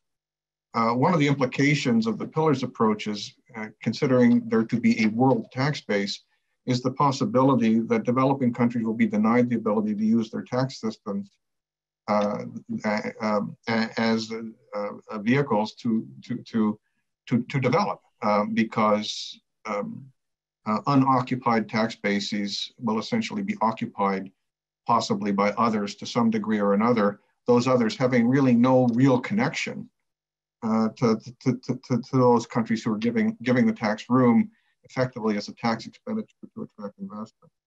And in thinking about those issues as perspective issues in relation to 12B and the pillars, my really overarching comment is that I think perspective, including some historical perspective, may be helpful.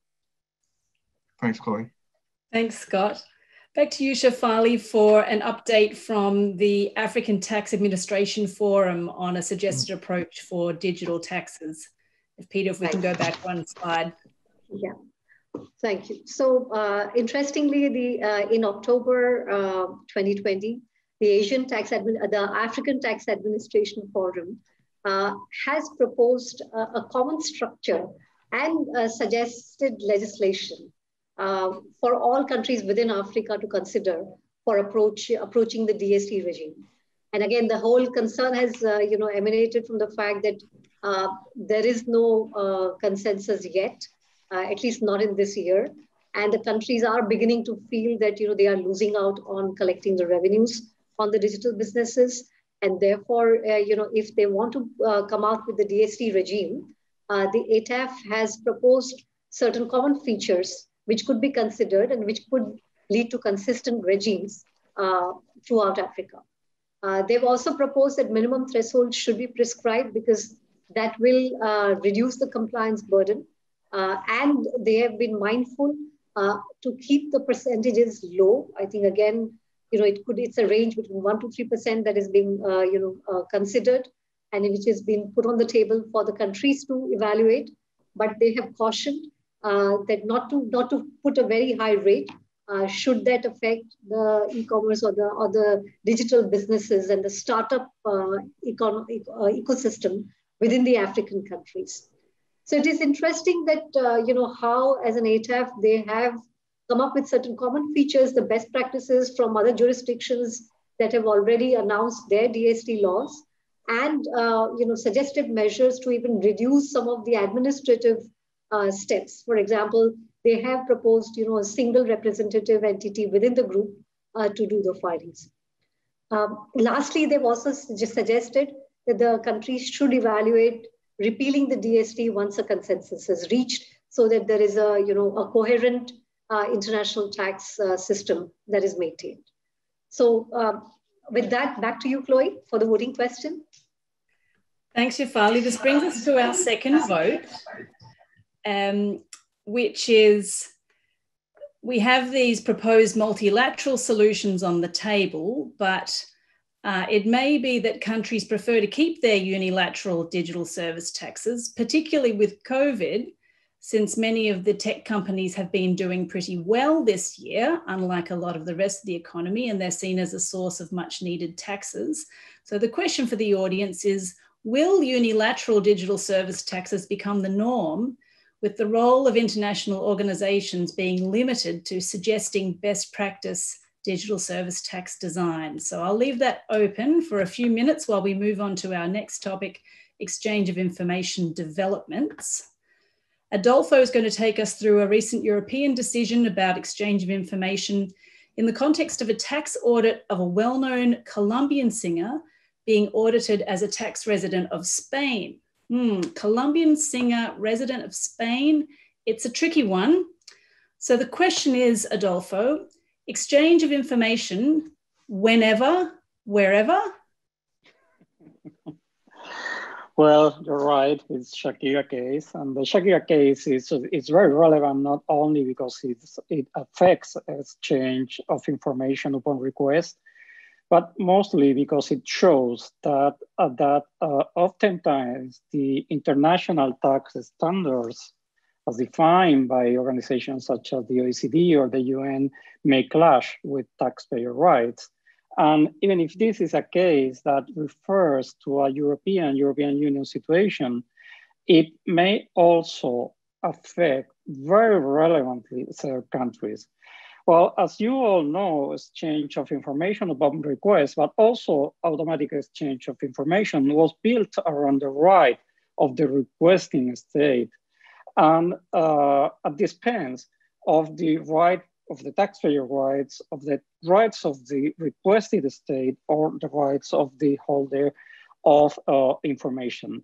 This international standard was somehow challenged by a 2013 decision of a Jersey court that somehow permitted the courts of the requested state to control the legality of the information exchange request.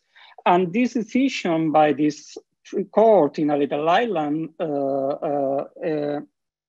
in Europe was confirmed later in 2017 by the Berlioz case, a well-known case by the European Court of Justice. Basically, this case concluded that while the person to whom the information order was addressed had the right to appeal any penalty imposed as a consequence of not answering the question.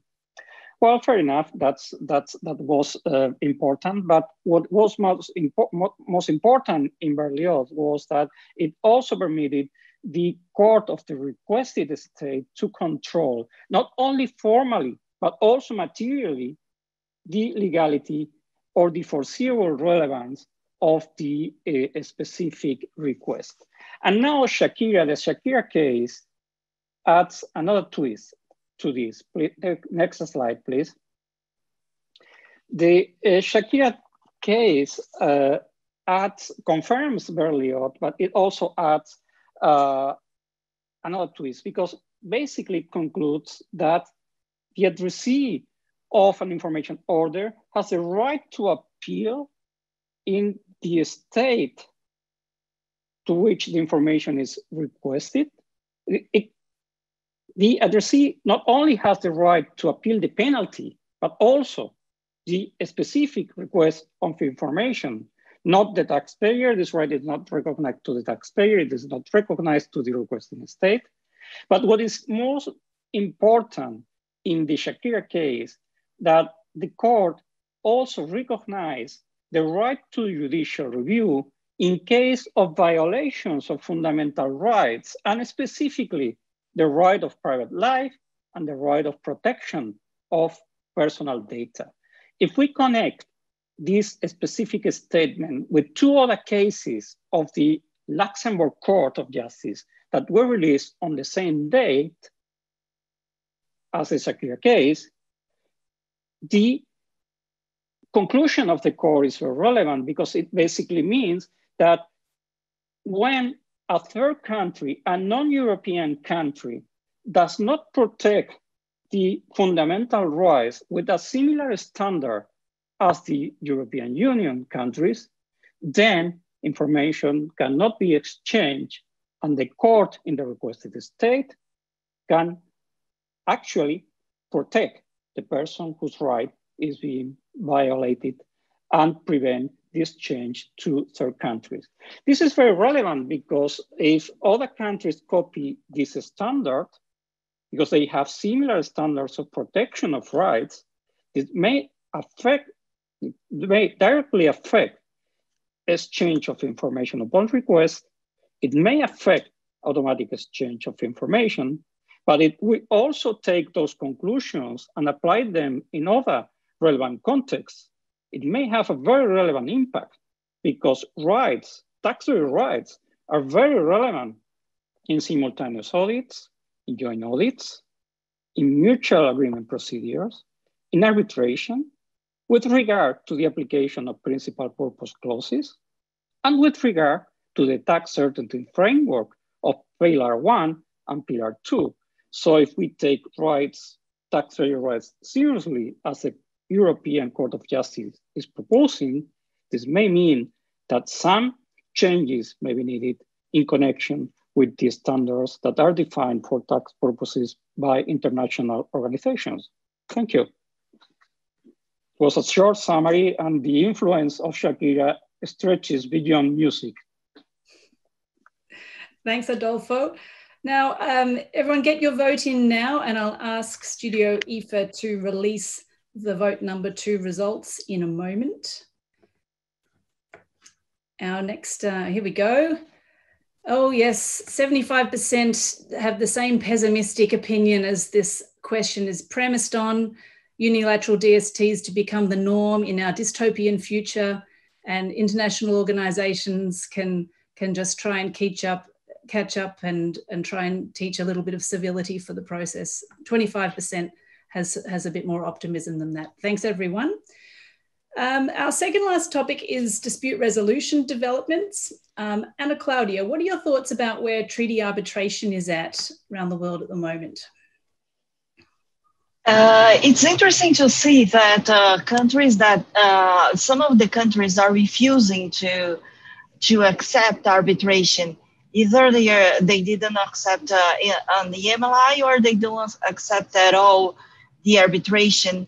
And then we saw here in this panel interesting tax treaty cases handled by local courts, as again the case of Colgate Spain, Stryker, and other cases that we commented here in this panel.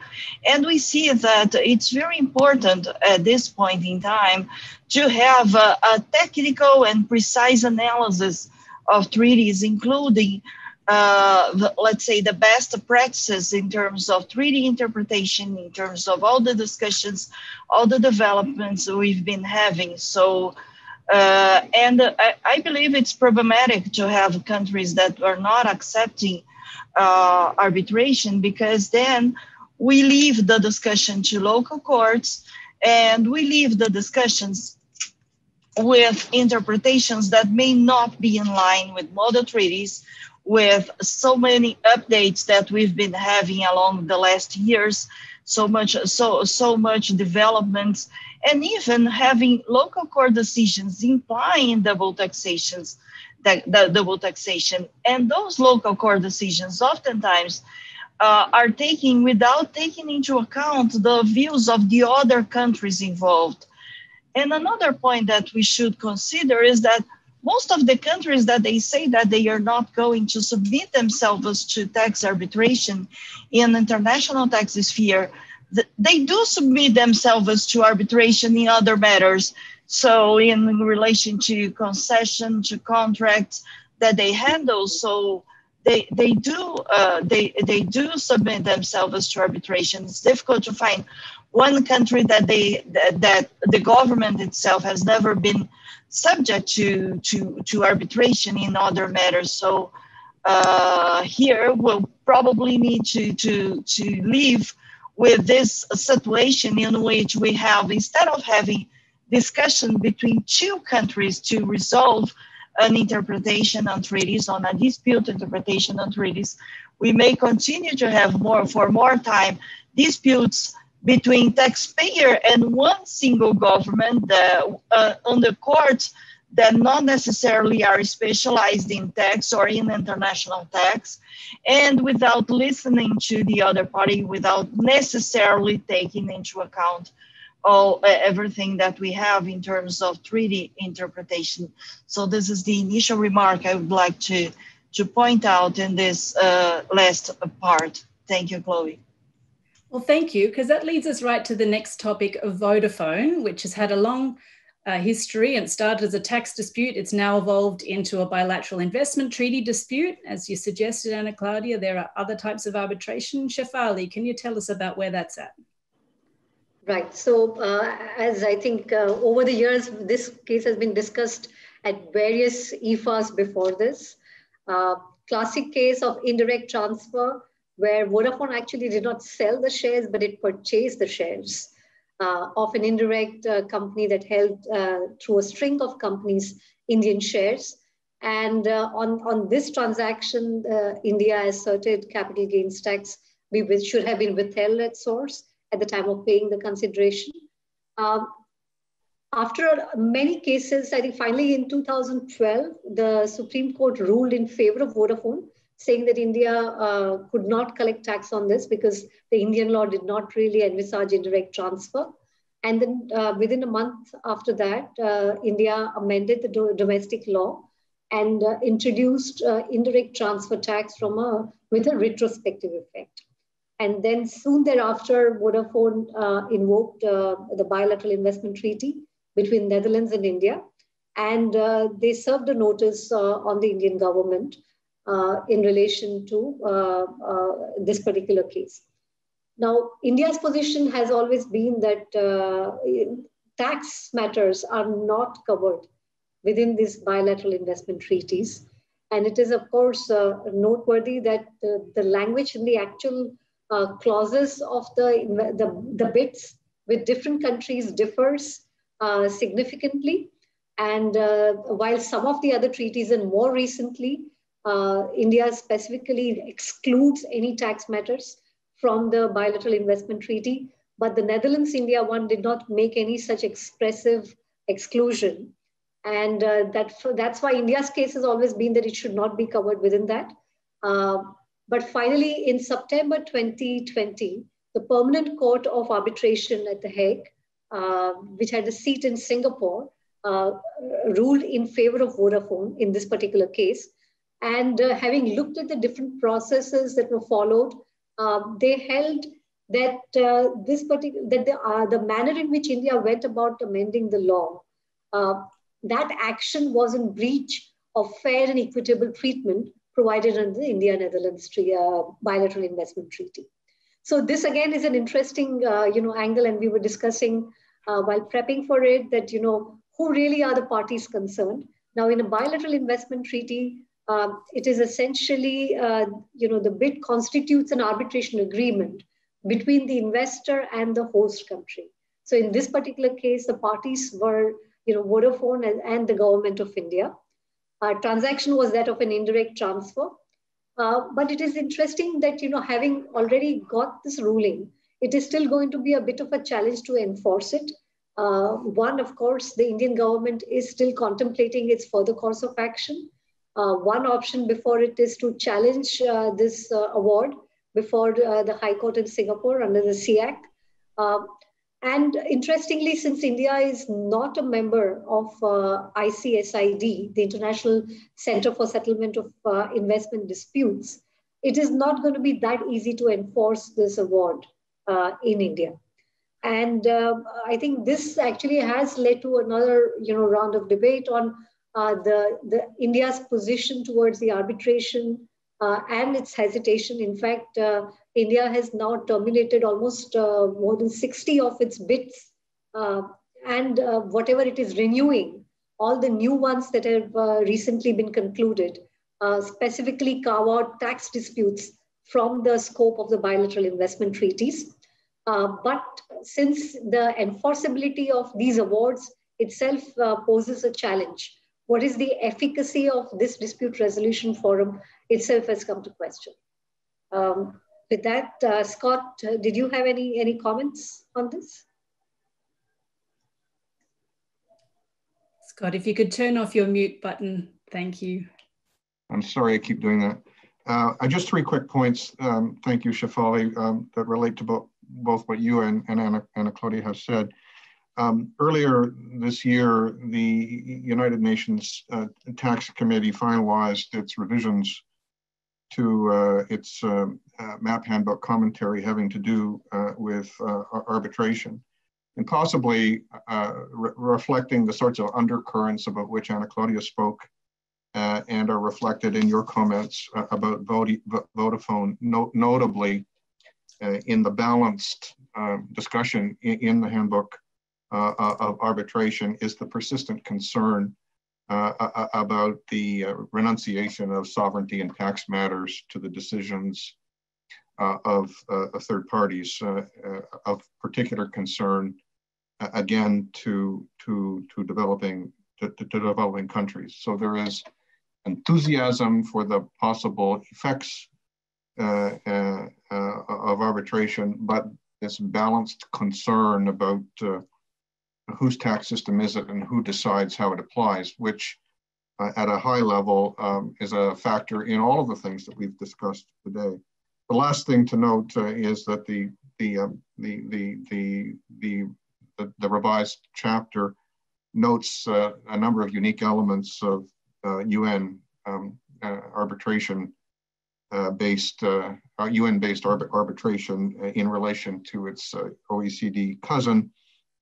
And it is noteworthy that for some time the UN approach has had broader scope and to some extent greater flexibility than the OECD approach, and that the MLI, at least in part, reflects the UN approach as it previously existed, particularly with respect to notice periods and the addressees of notice, the country addressees of notices about a potential map. Thank you, Scott. Now, our last topic today is fiscal and tax policy in these COVID-19 times. Now, there's a lot to talk about here, but we're just going to dip our toe in. before we remember that it's actually illegal to be out swimming, and we dash back home and lock the door and wash our hands. So Reuven and Scott are going to speak to this, and then we'll have our final vote.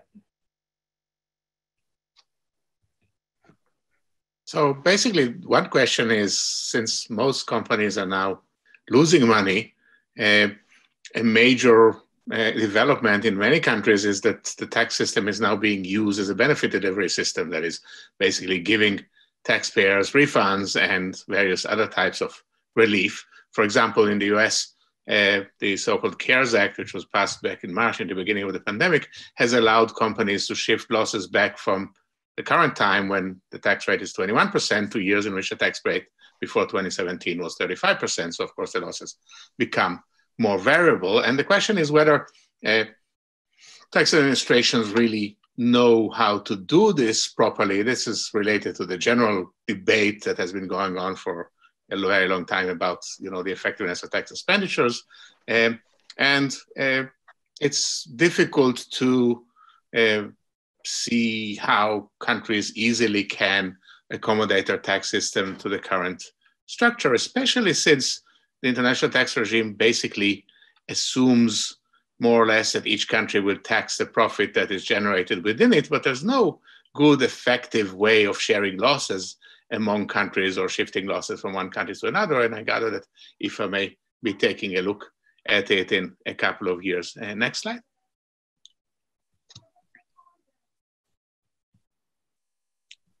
Next slide, please. Yes.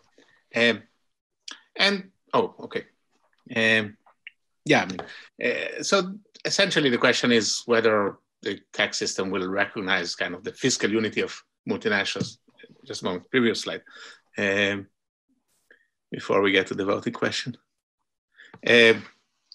Just because everything happens to home, or whether there will be any kind of progress about allocating losses internationally.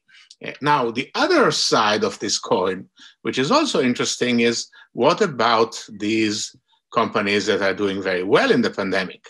That's related to the previous topic, of course, because the rise of digital services taxes and the like is fueled in part by the perception that it is particularly the digital companies, the tech giants, that are benefited from the pandemic. And that has led to the development of various proposals like the one that was developed by Oxfam, for example, and also similar proposals that have been raised in the United States for some kind of revival of the excess profit tax that was common in the two world wars, that basically try to tax away profits that are attributable to extraordinary circumstances that are not under the company's control. And the way you do it typically is that you take some kind of average of the previous 3 or 5 years of profits and then tax away any profit that is over and above that. So that is still an idea that is under discussion, especially since countries, of course, have been pouring money into the economy and need revenue pretty desperately. The interesting question is, how is that combined with giving tax relief to smaller local companies, for example? And another related issue is the question of whether there should be blacklists in terms of the distribution of COVID relief payments for companies that have been deemed to be doing something wrong. And from a tax perspective, for example, companies that are located in tax havens, and that is something that also has been discussed. Scott? Yeah, I'd like to just make two quick points, even beyond sort of the large structural implications of COVID. COVID is a catalyst in a way. It's a shock to not only to our public health systems and our well-being, but also to our tax systems. It's drawing attention, or it should draw attention to two things about the tax systems in the international context. Adolfo alluded earlier to the OECD's recommendations for dealing with forced absence or forced presence, or in the corporate context, enforced organizational procedures within multinationals that most of us in the tax planning context would react unfavorably to because of residence or carrying on business or permanent establishment implications. And in the broadest sense, the recommendation of the OECD and of many other countries, including my own, is suspend the reliance on the implications of the formalities according to which the way things are done in circumstances where the pandemic prevents the usual sorts of respect for jurisdictional parameters. But it does point a very bright light, if everything else about enterprises is otherwise more or less at reduced profitability perhaps taking place, what exactly these jurisdictional markers really mean. Are they prescriptive standards? Are they rules to be ticked off and followed? Do they do they really have any fiscal significance at all? And should the focus more be on where the observable profit earning activities take place, with less emphasis on the fictions, the private law fictions and the tax law fictions of how business is conducted? I'm just going to ask the question and refer to the tolerance for departing from them, other things considered, as a useful starting off point for maybe rethinking those jurisdictional notions.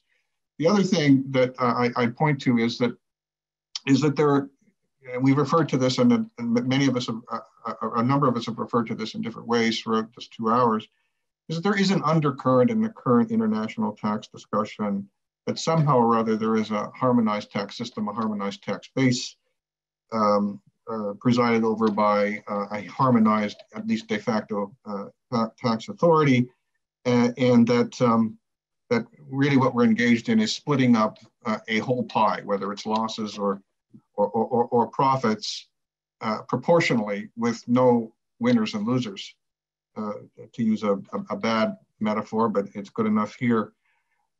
I think what the COVID pandemic and tax systems and supranational organizations and governments' reactions to it point a very bright light on too, is the fact that even before we get to tax policy and tax technique, we start with fiscal policy, which is, what are the cultural and including tax cultural characteristics of countries? How do they see themselves in terms of their collective mutual obligations to their citizens? And are all countries the same? And therefore, should there be essentially a one-size-fits-all tax policy? What I'm really talking about is fiscal policy as opposed to tax policy, something that Ed Kleinbard, who untimely is no longer with us, a bad recent development in 2020, if I may say, focused on with respect to country spending decisions. Tax policy and tax legislation enable fiscal policy. And to the extent that countries are actually different in terms of the fiscal choices they make, I wonder whether or not COVID is going, whether some of the tension in the international tax conversation is in fact attributable to that and to countries' concerns about the flexibility with which they may pursue their own fiscal choices. And that's really all I would like to say about this, recognizing that tax systems seem to be the system of choice, in fact, for delivering support and assistance to taxpayers, whatever country they may be in, who are suffering. Thank you, Scott. That leads right into our last vote at the end of this panel. And although it's put in terms of all states, if you could answer this in terms of what you think is most likely in your country, then we'll get a sort of a blended average as a result. But as Scott quite wisely pointed out, this question is going to be answered differently in different countries and different political systems all around the world. The question is, are states more likely to be funding their COVID-19 economic recovery through lower taxes to stimulate growth, higher taxes on multinationals, higher taxes on wealthy individuals? So it's obviously an oversimplification of the solutions faced, but we'll be interested in your feedback on that. We'll just have that open for a few seconds because we have reached the end of our panel.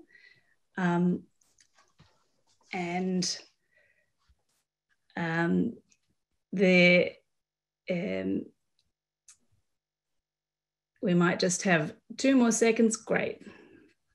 Okay, so higher taxes on wealthy individuals has won this particular race at 48% of the vote. It might be a small sample size with the short time, but if you have a large hip pocket, watch out. Then higher taxes on multinationals next. Lower taxes to stimulate growth is a smaller 21%, but there may be some countries where that's the preferred aspiration. So thank you very much to you, our audience, all around the world at various times of day and night for your attention and participating in our panel democracy. Please join with me in giving a virtual round of applause to our wonderful panelists, Reuven, Shefali, Adolfo, Anna Claudia, and Scott, and our secretary, Peter. And thank you very much all. I will hand over now to Han Kokels. Before you do, Chloe, there's one IFA formality. It's my last official IFA formality. And it's to thank you for chairing the current developments panel for the last 3 years. In the life of IFA and Congresses, the current developments panel is undeniably the most difficult and most unnerving panel to be responsible for because of the word current. All of the other panels have quite a long runway for preparation.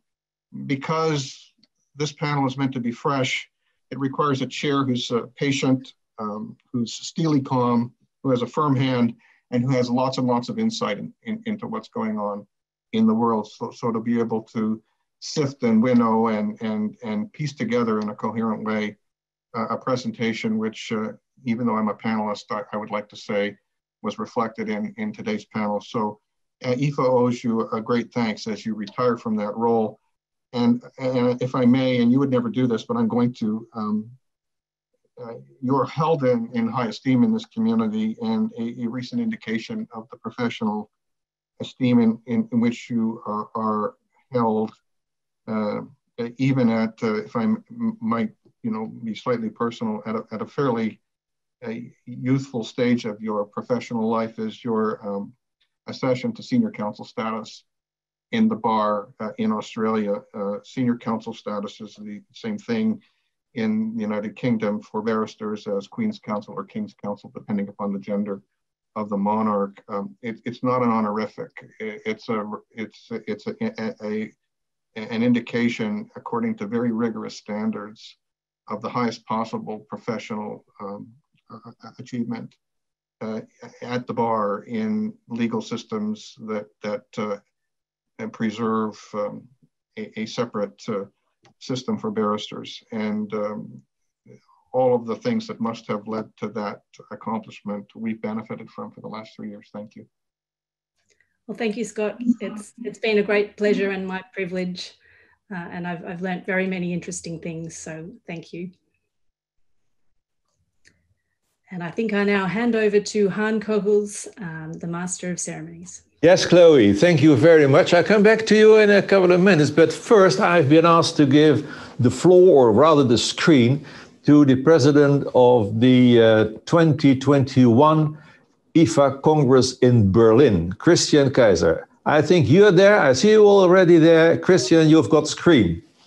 Thank you. It's a pleasure having the screen. Thanks, Han. Thanks for handing over. I believe this is an exciting surprise for all of you. Everybody looking forward to being done with virtual meetings. We all know that we are never done with virtual meetings these days. And initially, the idea was to give me the opportunity to promote our Berlin 2021 Congress and tell you everything about the exciting sites, the venue, our program, the museum event, the Yin party, our sponsorships, and all the nice things that all of us will be experiencing when we are in Berlin. But unfortunately, some of that is not going to happen. There will be no physical meeting in Germany. There will be no German beer, so we will have no networking. Nobody will get lost in the Berlin night. You will feel much better in the morning because there will be no headache. But unfortunately, there will be no wonderful networking. There will be no dramatic discussions after midnight where year-long conflicts in international taxation will be resolved after and over a cocktail or so. But still, as I said, some of that is not going to happen. What we are going to do is, and apparently we decided not to have the physical meeting because of COVID and because of the situation where nobody of us really can foresee what we will be able to deliver to you in a safe way in a year from now or a little bit shorter. We are going to have a virtual Berlin 2021 Congress. How exciting is that? I know that you are all looking forward to that, but I promise you one thing. I promise you one thing. We are planning this now with a lead time of more than 10 months, almost 11 months, and we plan it from scratch as a virtual meeting. It will be no replacement of a physical meeting. It will be a pure virtual meeting. We will try to make it exciting. We're going to entertain, yes, apparently only your brain, but we'll entertain the left part, the left side, the right side of your brain, everything in the middle as well, and you will love it, I'm sure. We will do this Berlin style, so it will not be boring. Dear friends, dear colleagues, honestly, we were all in the German branch so much looking forward to meeting with you, especially after lockdowns and sitting in virtual meetings for almost all of 2020. And it's a real pity. But this is, again, as I said, it's no replacement. It's virtual by nature. And so much I was looking forward. I'm pretty sure and I'm convinced that we will have a great conference in a virtual environment. And I do hope that all of you and more colleagues are going to join, because that's the good thing. If you are having a virtual meeting, we can invite so much more colleagues, people that couldn't afford traveling and the participation fees. So we will really be able to have a new concept and a much wider scope in some regards. And then at some point in time, I'm sure, and that's what I promised too, we are making up for everything else that we are missing and that we can't experience in a virtual environment. Having said so, sorry again for maybe this unpleasant surprise, but at some point in time, we will all be able to, again, maybe not shake hands, but shake elbows and have good conversations, have a drink or two, and meet all the dear friends. Thank you for the opportunity. Thank you for the floor to remit this message to the community.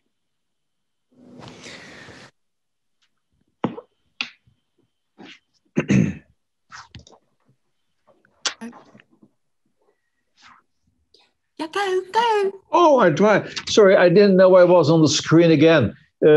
Thank you, Christian, for this message. It was indeed a surprise, because we all expected to find back our, what you call, Koffer in Berlin, our suitcase in Berlin that most of us have had one way or another. Pity that we won't see that suitcase again next year, but we will just keep believing that it will be a good virtual event again.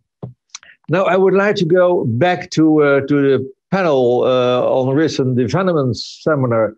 Thank you very much. It was indeed a great and interesting session, and it was lively. So we thank you very much, especially Chloe, being this sort of special time in the night that you are doing this. I don't know whether you're used to it. I'm not, but I have a great admiration for somebody who can do it that late in the evening. The night it is. Right. As our president said during the General Assembly meeting this afternoon, IFA is delighted by the global attendance to this virtual summer and again to this virtual total event. And in particular, wants to thank all those who were involved as reporters, speakers, panel members, chairs of panels, as well as the people working backstage to have this all going on in a virtual way as good as can on a worldwide scale. On a personal note, it's been a privilege and a great pleasure being your master of ceremony, and I'm looking forward to next IFA congresses, IFA events, virtual events, or whatever. I wish you all the best. Seeing you again in IFA. Goodbye.